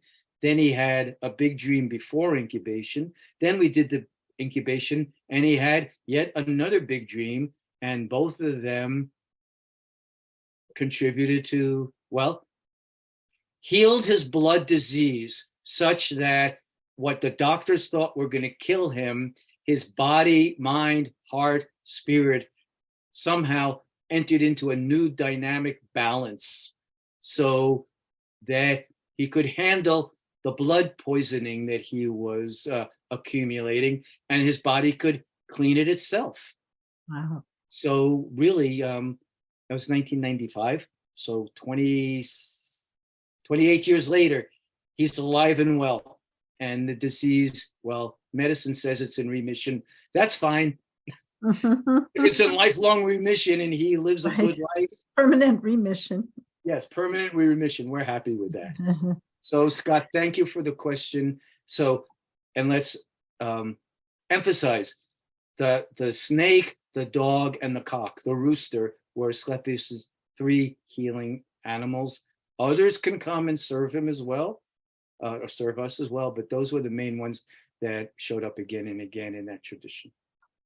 And Carol had the question, what is the meaning of the serpents in this context? Oh, goodness. Thank you for the question. There is a whole chapter on the different meanings of the serpent in my first book, The Practice of Dream Healing. So I do refer you to that, but I'm not writing off the question, but I can't give a full answer, but I'll say a few things. Okay. One of the meanings is that the serpent lives in the earth, but then visits us on the earth. So the serpent is a messenger of earth medicine and earth wisdom coming to the surface to deliver it to the human community. That's one meaning. A second meaning is in Central South America and among our Southwest Native American brothers and sisters, they often work with poisonous snakes, and they allow themselves to be bitten in order to develop immunity against the poison, and for the poison to propel them into a vision, a hallucination, a vision, a dream. So snakes also are recognized as able to give visionary experiences. Snakes were also used in the Asclepia in Greece in this way. The snake of Asclepius has actually been identified. It's a 4-foot long, large, non-poisonous European snake. That's what he had used. Well, in the Asclepia, they used to put snakes into a deep pit. But they didn't tell the patients that they were not poisonous. They lowered people into the snake pit as an early ancient version of shock therapy. That's really funny because the very first dream that I ever remember having when I was a very little girl was I'm walking through the woods and I'm suddenly I walk over one of those like traps where you go down. Yes. And I was in a pit full of snakes. And I didn't get bitten, but I was scared. That's all I remember. Thank you, Gloria. That's amazing. So you had an early shamanic dream when you were a child. Yeah.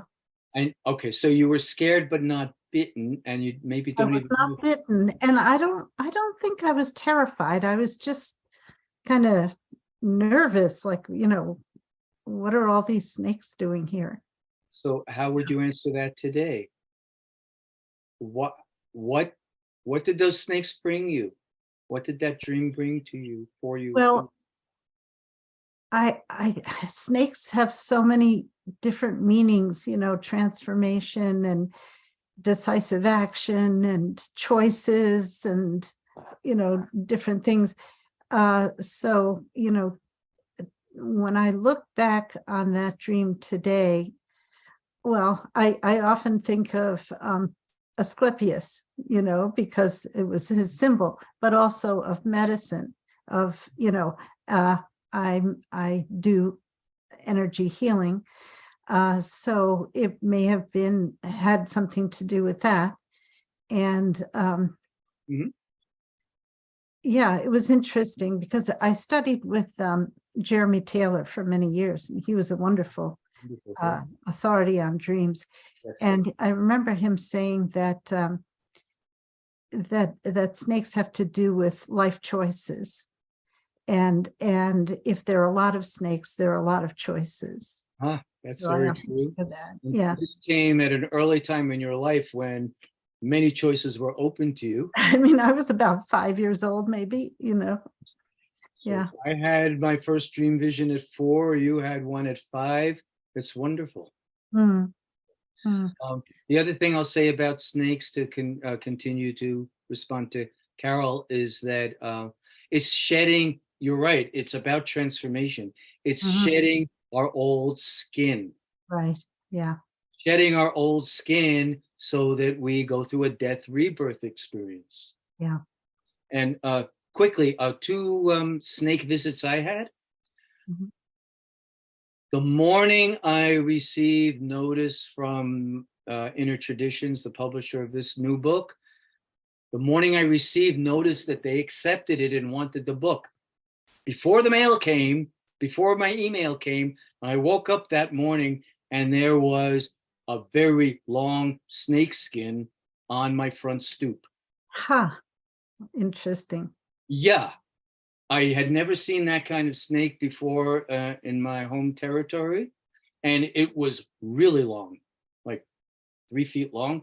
So I didn't know what was coming, but I paid attention and knew something was coming. And then here's the book. So it's amazing. And the second one, I had mentioned that I had spinal stenosis. Right. These practices can happen spontaneously and anywhere, as well as consciously, purposefully when we're in ritual or incubating. So I lead pilgrimage to Vietnam as well as to Greece. And during one of my periods of greatest affliction with my stenosis, when my back was really bad, and my dear friend Jan, who is here and has been to Vietnam with me, and you have a question or comment, Jan. Well, you're next. One time in Vietnam, we were in the Mekong Delta, sleeping in a very primitive setting over the river, and my back was horrible, and I was on canes. That visit, I had a dream that a giant snake came out of the river, climbed up the pilings into my little room, climbed up my cot, and sank its fangs right into my left thigh. I'm actually touching the place. When I remembered, I can still feel where it bit me. I woke up in shock out of that dream in the middle of the night. I didn't know what happened or why I had it, but Scout's honor, the next day I was completely pain-free. Wow. From needing canes and it lasted for a week, pain-free, dancing down the street, able to climb hills again, as I hadn't been able to do in years.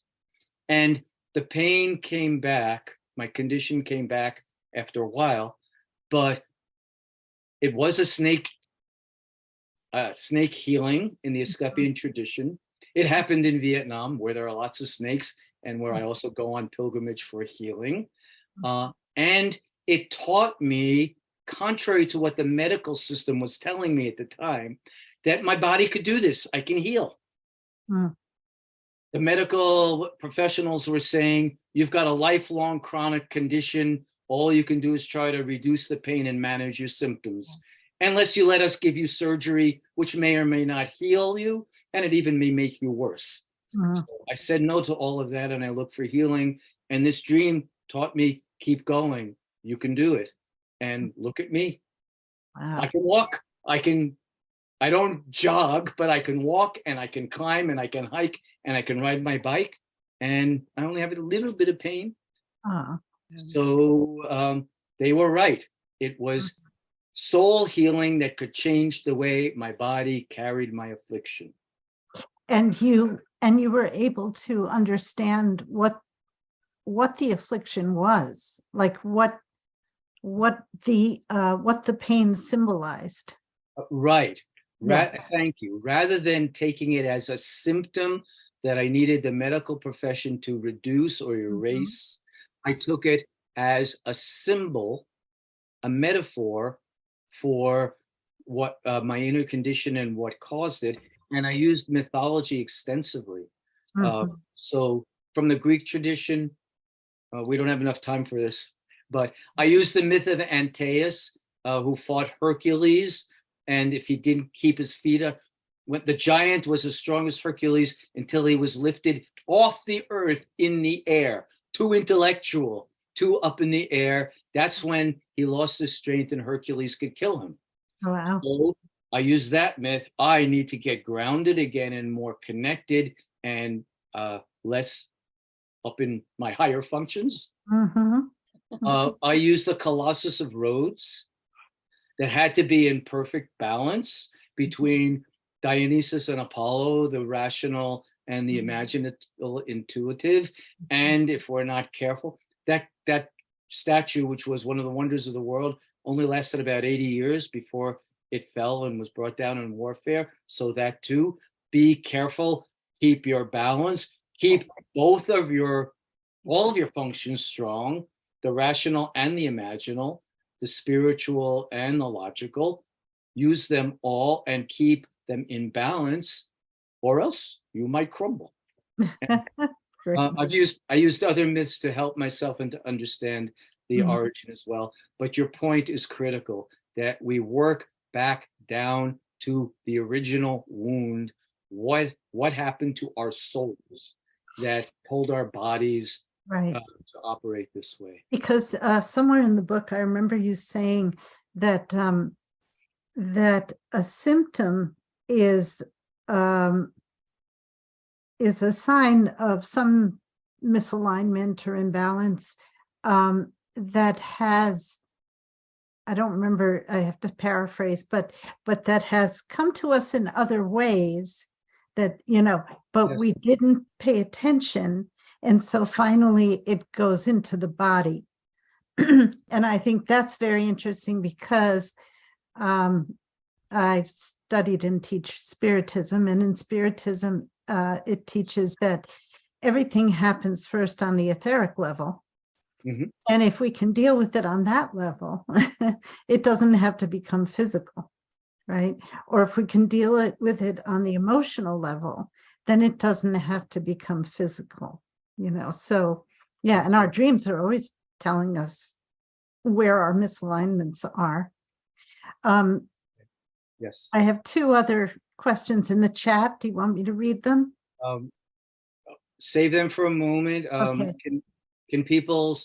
I'm happy to stay a little longer to make sure we get to all the questions and close up together. Okay, so I'm letting go of our time constraint for a little while, and let's go to those questions. But if you don't mind, Jen Carlson-Bull has been raising her hand for a long time. Sure. I didn't see her hand raised. She didn't no. raise. She used a real hand, not the symbol. Okay. Dear Jen was also waving at us.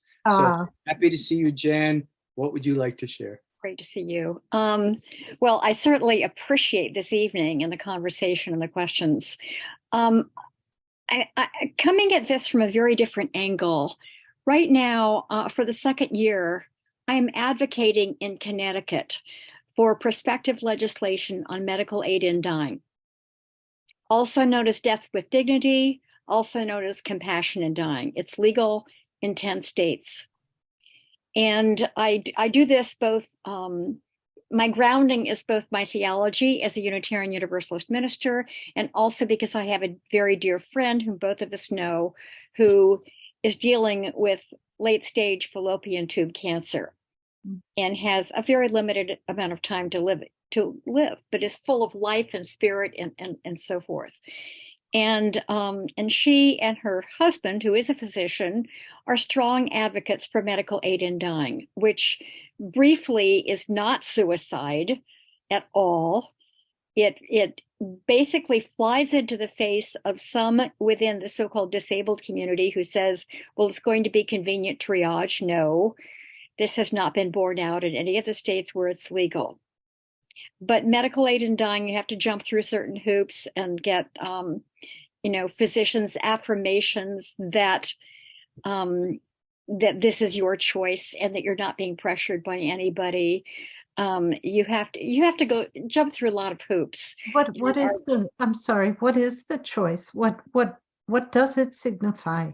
Medical aid? What it signifies is that you will have the choice, with the aid of a physician, to be given a prescription that when you have had it up to here with a death that is imminent and with pain and suffering and anxiety that are overwhelming, to So basically have your loved ones gather around you and take the medication and fall into a deep sleep and die. It's medical aid in dying. It's your choice. It's kind of the other end of the spectrum of pro-choice, but it's not suicide. My friend does not want to die, but she wants even less to suffer. What is your take on that and the many forms of alternative healing that you've discussed, Ed? My take on that is hooray. Yeah. Hooray. I will share this briefly, the story that, some of us may have heard of the Hemlock Society, which is an organization that has been advocating this for many, many decades. Yeah. My father-in-law was a member of the Hemlock Society. He had unfortunately, it was called a suicide kit. But you're right, it's not suicide, and that's the wrong name. He had it for years, maybe decades, and after his wife, my beloved mother-in-law, died and he lived alone for a while and he was in his 90s, he decided it was time. He didn't want to be here anymore, not because he doesn't love life and love living, but because living had become more painful, sad, burdensome than leaving. So he tried to use the kit. Unfortunately, it was too old, and he woke up and he was very disappointed that he woke up and he had been saved. He wanted to leave. The care providers thought, "Oh, we saved a life." He said, "No, you actually broke my heart and disappointed me. I wanted to leave, and I'm stuck here, and I have to die slowly now." So really good for you, and I believe in this utterly, and affirm that we need and have the right to come and go according to our own highest values.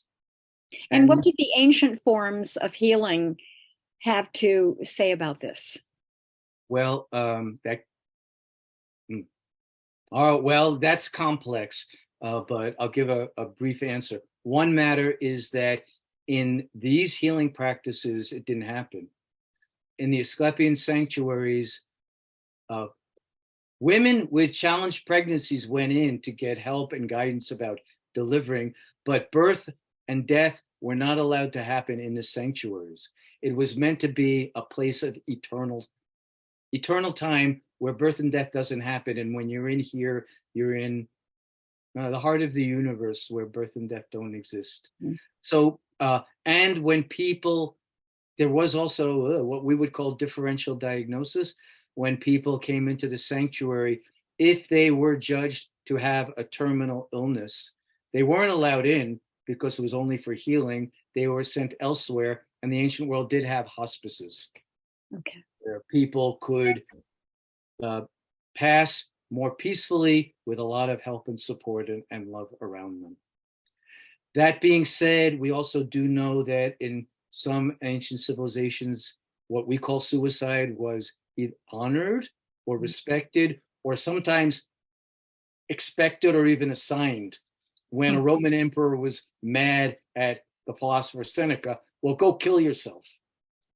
So taking one's own life had different values, different practices, and different places in the larger value system of the ancient world. And bless you and our friend for working toward this increased freedom and reduction of suffering for humanity. Thanks, Ed. Thank you. Okay, Gloria had said a couple Okay, of so questions. Carol was asking, does sharing one's dream visions diminish the power of resonance or of the vision message or meaning? Oh, that's a good and important question as well. I'm also initiated in the Native American tradition. I've been on 5 vision quests. And after one of my vision quests, my facilitator, my shamanic guide said, please do not tell us your whole vision. Save some of it for yourself. Some of it should be just between you and the spirit world. So tell our little tribe what you want to, that feels safe to release, and keep some for yourself to just do what our friend said. Really absorb it deeply, be alone with the visits and the imagery, and let it do its work on you internally until such time as you feel like you've really integrated and digested it, and then decide if you want to share it. Right. And secondly, my other comment about that is that we should all remember the wisdom, no pearls before swine. Everybody be really careful who and when and whether you share your spiritual and psycho-spiritual and transcendent experiences with. We need receptive audiences that believe what we're saying, that don't reject them or call us new age or woo-woo or over-interpret them so we don't have the experience anymore. So no pearls before swine. Or put you on a pedestal for having it.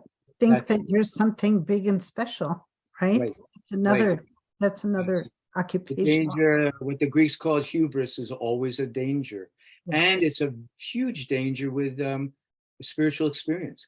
I'm so important because I had this experience with the divine. That's the reverse of what the divine offers us. Right. Yeah. My teacher always told us, don't share your meditation experiences. You know, I mean, we could share them with him, you know, if we had a question about it, but you know, he did not he didn't want us sharing them among ourselves. I mean, we were living in an ashram and that could have gotten very competitive or something. I don't know, but it always seemed like a good idea to me. So Melanie Ryan said, I did a Native American vision quest and a 4 to 5 foot black snake showed up in my sleeping bag. I tried to speak to it and it got freaked out and slithered away. I thought of Asclepius. Then he visited me. I was so happy. Thank you, Melanie. Yes, he visited you. And how interesting it was that you wanted the message from Asclepius, but this time the snake left rather than the human left. Right. Melanie, could you go off mute for a moment and tell us what that meant to you? Do you have your video on, Melanie? Yes. Yeah. Oh, great. Here. What it meant to me that the snake left? Well, both, that he visited and you thought of Asclepius and then he left when you tried to talk. Well, it seemed like not almost all, but a lot of my archetypes showed up in my vision quest circle. I was in a 10-foot circle for 4 days. So a lot of things passed through, came to me, and lots of different visits. But this one was just really funny because usually I would be afraid of the snake. But this time the snake was afraid of me, and it literally just like flew. It like almost like jumped into the air and slithered into the bushes. I felt just so much gratitude, because at that point in my vision quest, I was really aware of how much of nature was speaking to me and the archetypes were speaking to me. And so I just knew that it was a visit from Asclepius. But I was kind of surprised that I wasn't afraid, and it was kind of, at first I thought it was a mouse because it was moving the sleeping bag. And I just kind of thought that, I knew that there was something, and I was very still and I was in meditation. So I was able to really notice it right away that something was moving in the sleeping bag. And then it kind of like a submarine, like popped its head up and like looked around. And I did get scared for a second because I was like, there's a snake in my sleeping bag. This is not good. I mean, it was the middle of the day or maybe early morning. So it wasn't like I was about to try and go to sleep. But I was a little concerned about how am I going to get this snake out of my sleeping bag. So I just kind of went over to it and I just was like, hello. And it saw me and it was like, just took off. So I don't know. I mean, I just felt tremendous gratitude. That's what I felt. Well, gratitude is wonderful and important and is a healing force for all of us. So good for you about that. And a couple of other comments. Briefly, you said all of your spirit guides were in your vision quest. Yes, they're there and they will come sometimes when we call them and often show up when we're not calling them, but we need them. I was at a workshop, a training with a Native American medicine woman. And one of the participants asked, well, who are your spirit guides and how do you know when they're come? And how do you recognize them? And she just laughed. And she said, oh, I have so many. I don't need to remember them. The right ones show up when I need them. So we do have a lot of guides, and like on your quest, they can show up. And you aren't afraid. So perhaps you are also being further initiated into earth connection. And like the snake bite taught me, my body can do this. Perhaps the snake appearance also taught you, revealed to you again, you're not afraid of immersing yourself in nature and its powers. And finally, one more association for you. To our friends out there, Melanie and I know each other beyond this. This is not the first time we're meeting. So Melanie, I know that you are a devoted student of Central South American mythology and shamanism. And the way you describe the story, come on, Melanie, the winged serpent in the Central American tradition. Mm-hmm. Yeah? Yeah, that makes sense. That makes sense. All right. Bingo. Thank you. Thank you. You're welcome. Okay, Gloria, anything else we need to? Barbara Johnson said, out the door soon and loved revisiting your wisdom. And Dr. Asclepius, I am happy to hear about your healing of your spinal stenosis. Beautiful, Ed. A testimony from you as an inspirational and hopeful message to all. Love, Bud. Oh, thank you, Bud. Thank you so much. I guess she had to leave. I still see her. Joy Brown said, recalling that I've had a lot of snakes in dreams and also in life. Stepping on a big one with bare feet. Remember the skin on skin contact. Dream of waking up in pillared circle and surrounded by snakes, piles of them all around, and no way out without stepping on them, still mulling that over years later, maybe should not share, LOL. And Carol said this was a wonderful presentation and very inspirational. Thank you. Thank you, Carol. Regarding all of those snakes in your dream, there's another story from a myth from ancient Greece about Melampos, not well known in our mythology, but Melampos was a prophet and a seer who delivered oracles.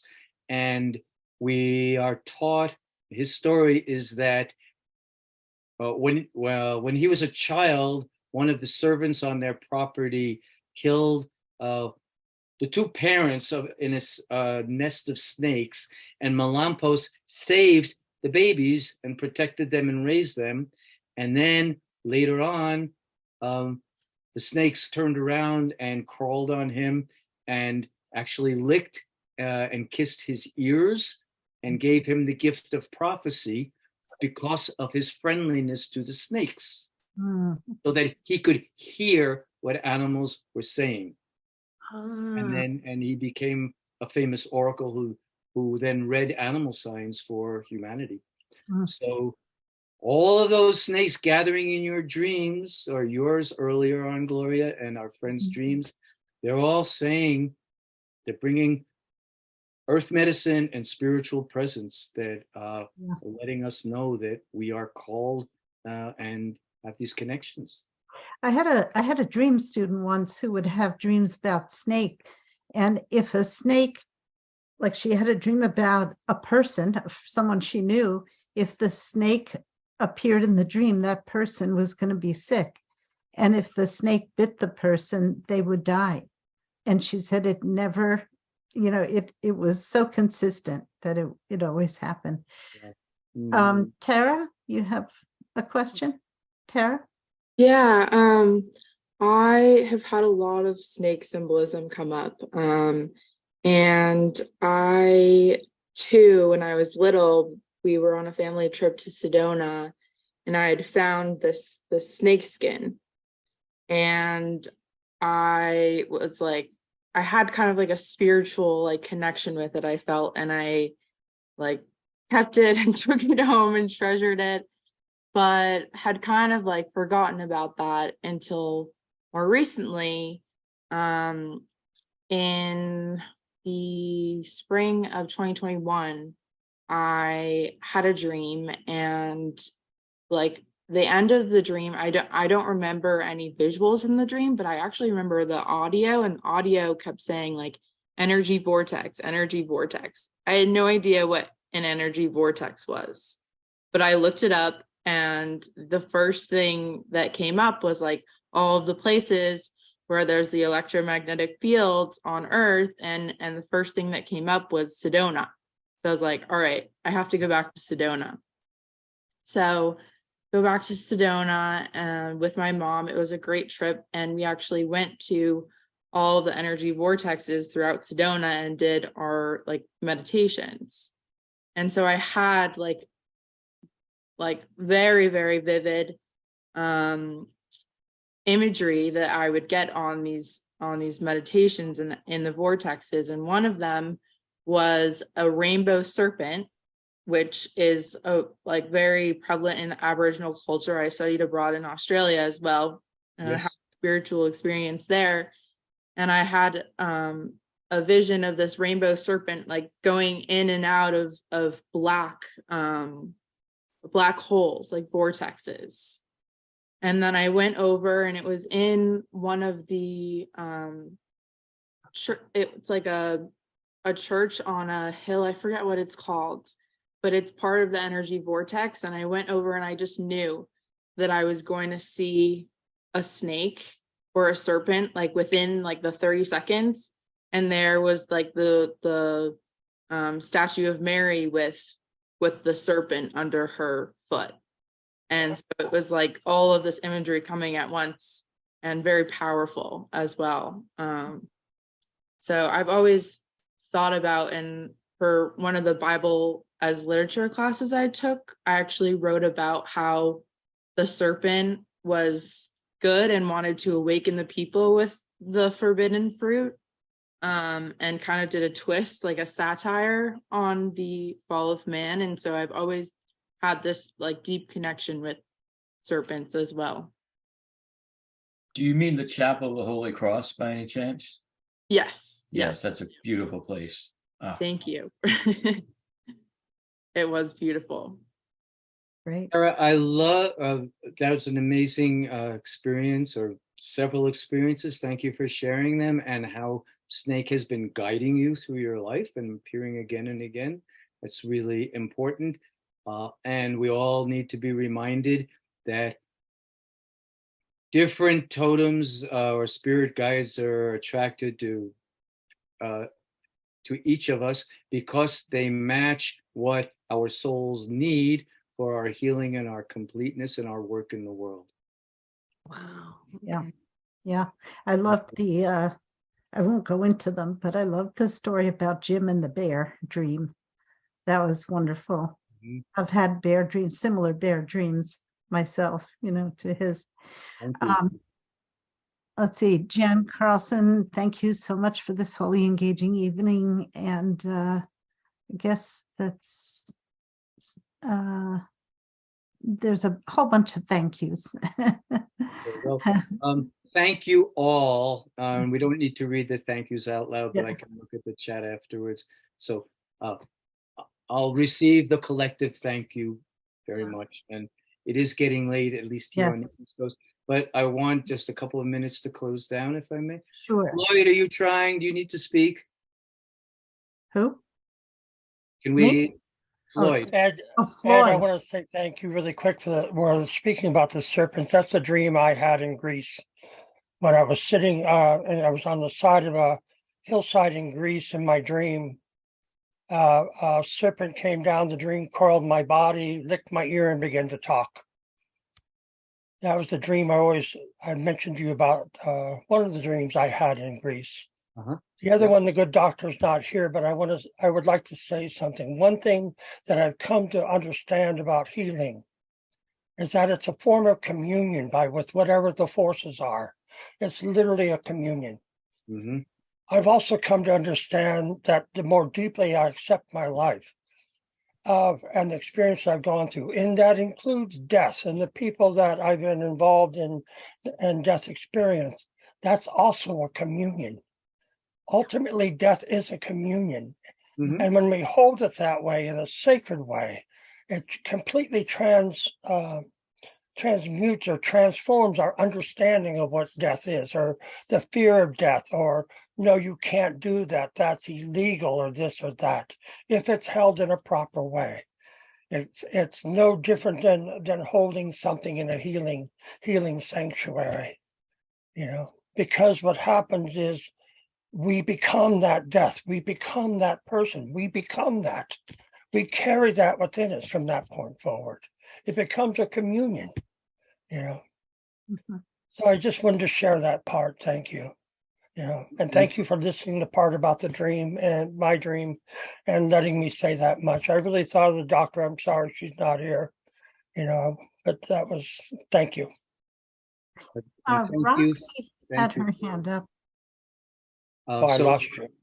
Oh, yes. Hi. Floyd's witness confirms that this myth from ancient times is replicated again, really experientially in Floyd's life. So myths forever keep recycling. They are eternal, and we pass. I'm sorry, Ed, I lost you. Hold on. I'm just thanking you, Floyd, and talking about how important your dream was, and it's a replication of the old myth. It's okay. I didn't get there it goes. I think Roxy had her hand up, but I don't see it now. Yeah, thank you so much, Gloria. I'll be quick. And Floyd, that was powerful. And I just wanted to say to everyone, I'm grateful for this presentation, Ed, and this snake community that's happened in the last several minutes. So, and I did want to share that I also have had many snakes and snake dreams, and I did get bit by a snake in a dream a couple of years ago. And it felt wonderful and and good vibes in my life, waking and dream world after that. So just in case I just wanted to share that antidote of that snake healing for me. So thank you. Really cool. Thank you, Roxy. And look what happens when we open this strange conversation up.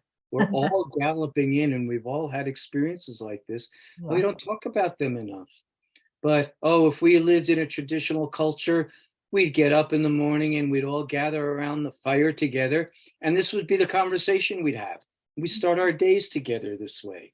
And then we would be spiritually attuned to nature and our surroundings and each other. And as Floyd said, in communion with the earth and with each other. And I just want to build on Floyd's observation and word one more time. Communion. Healing. We need to experience communion to heal. So when you go to any type of healer, a counselor, a therapist, a doctor of any kind, check it out. Do you feel in communion with this person? If we're in communion, healing can happen. If not, then we're just objects to be treated rather than human beings on a shared journey.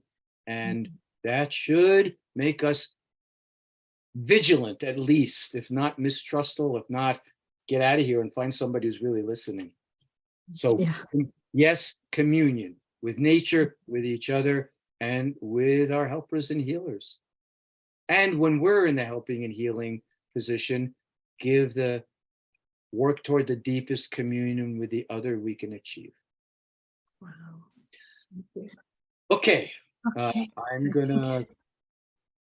Did you have with everybody's permission, I'm gonna close up now. Okay. Just give me another minute. I'm going back to where were we? Okay. All right. So I'll be brief. Thank you all for staying so long and being so generous and enthusiastically sharing your snake visits and others. It confirms how universal these experiences are. Oh, we could call this evidence-based. Yeah. Experience is evidence. Okay. All right. So very briefly, these are some of the principles of ancient healing that we can practice today. Assume we know nothing. Don't go in with the diagnostic manual in your head trying to fit people into the pigeonhole. Assume we know nothing. We're meeting a complex, deep person, and we're going to listen deeply and attentively and with our hearts as well as our minds. And talk gently and search for the causes. Do not rush to fix symptoms. Symptoms are the consequences. Remember, Plato said, don't mistake the consequences for the causes. That's the same as mistaking the symptom for the underlying illness or distress. Don't rush to fix. Be with what's presenting. Then recognize and affirm all of the non-normative experiences that we've talked about, big dreams, visions, oracles. Use the arts and humanities extensively because they're a repository of imagery. And the more we are in the arts and humanities and use them, the more we have access to the soul, and our soul has a language to express itself. Mita means destiny in Greek. Affirm your mita. We all wish things were different, and we all have regrets. If things could have been different, they would have been different. They are what they have to be, and we have to work with what we're given and give it future direction. So affirming our destiny and working with it as it's been given is critical. And then always, gratitude was mentioned. Melanie felt grateful for the snake visit. Give thanks and gratitude and give back, give service, and recognize that you're entering a new identity. And with a new identity, everything about you will be different. You'll carry your history different. You'll interpret yourself differently. You'll relate differently to other people and to our world. Embrace and develop the new identity. And ritualize everything. Make it all sacred. Counseling and therapy is actually a ritual experience, but we leave out the sacred. Going to a doctor is a ritual experience. Of course, there's the authority and there's the special place set aside for this consultation. And it's supposed to be private and in confidence. Often it isn't, but that's a secular ritual. Add prayer, thanksgiving, meditation, the presence of the spirits, and it is all sacred. So ritualize all of these works, make them sacred. And with these ancient principles, everything else we learn, all of the theories and techniques we learn, they're great to put in our tool bag and use them when we pull them out and realize they're appropriate, but don't rely on them. Rely on your humanness, your heart, and your soul, and the deep communion you can achieve with others.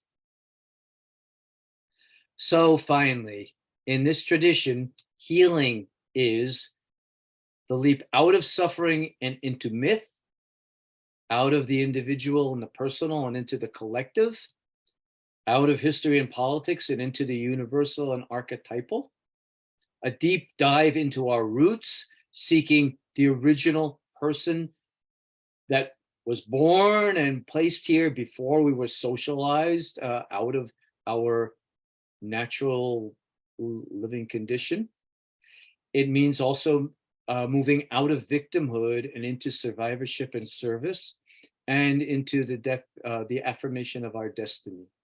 So finally, our story isn't just ours, but it's my modern version of the universal heroine or hero's journey that mythology and spirituality teaches us are replicated throughout time, written into the cosmos, and we have our opportunities in this lifetime to live our personal mythic history.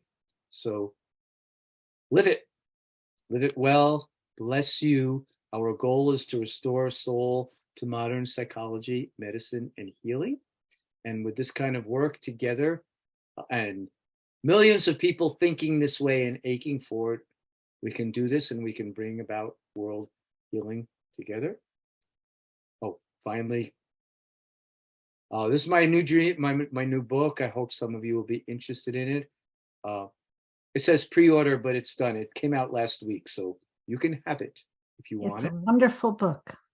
Thank you, Gloria. Thank you. Wonderful book. I'm enjoying it. So, yeah. Thank you, Scott. I have other books if you're interested in my contact information, but it's late. I'm not going to leave this up. I want to close with a prayer. So as we said, make everything sacred. So we open and we close with a prayer. And we're going back to Socrates for one of his prayers to close our evening. So this was Socrates' prayer that Plato recorded at the end of his dialogue with Phaedrus. For all of us and for our planet, for what we're seeking and where we're all trying to travel together. Beloved Pan, and all you other gods who haunt this place, give me beauty of the inward soul. Beauty of the inward soul, and may the inward and the outward person be at one.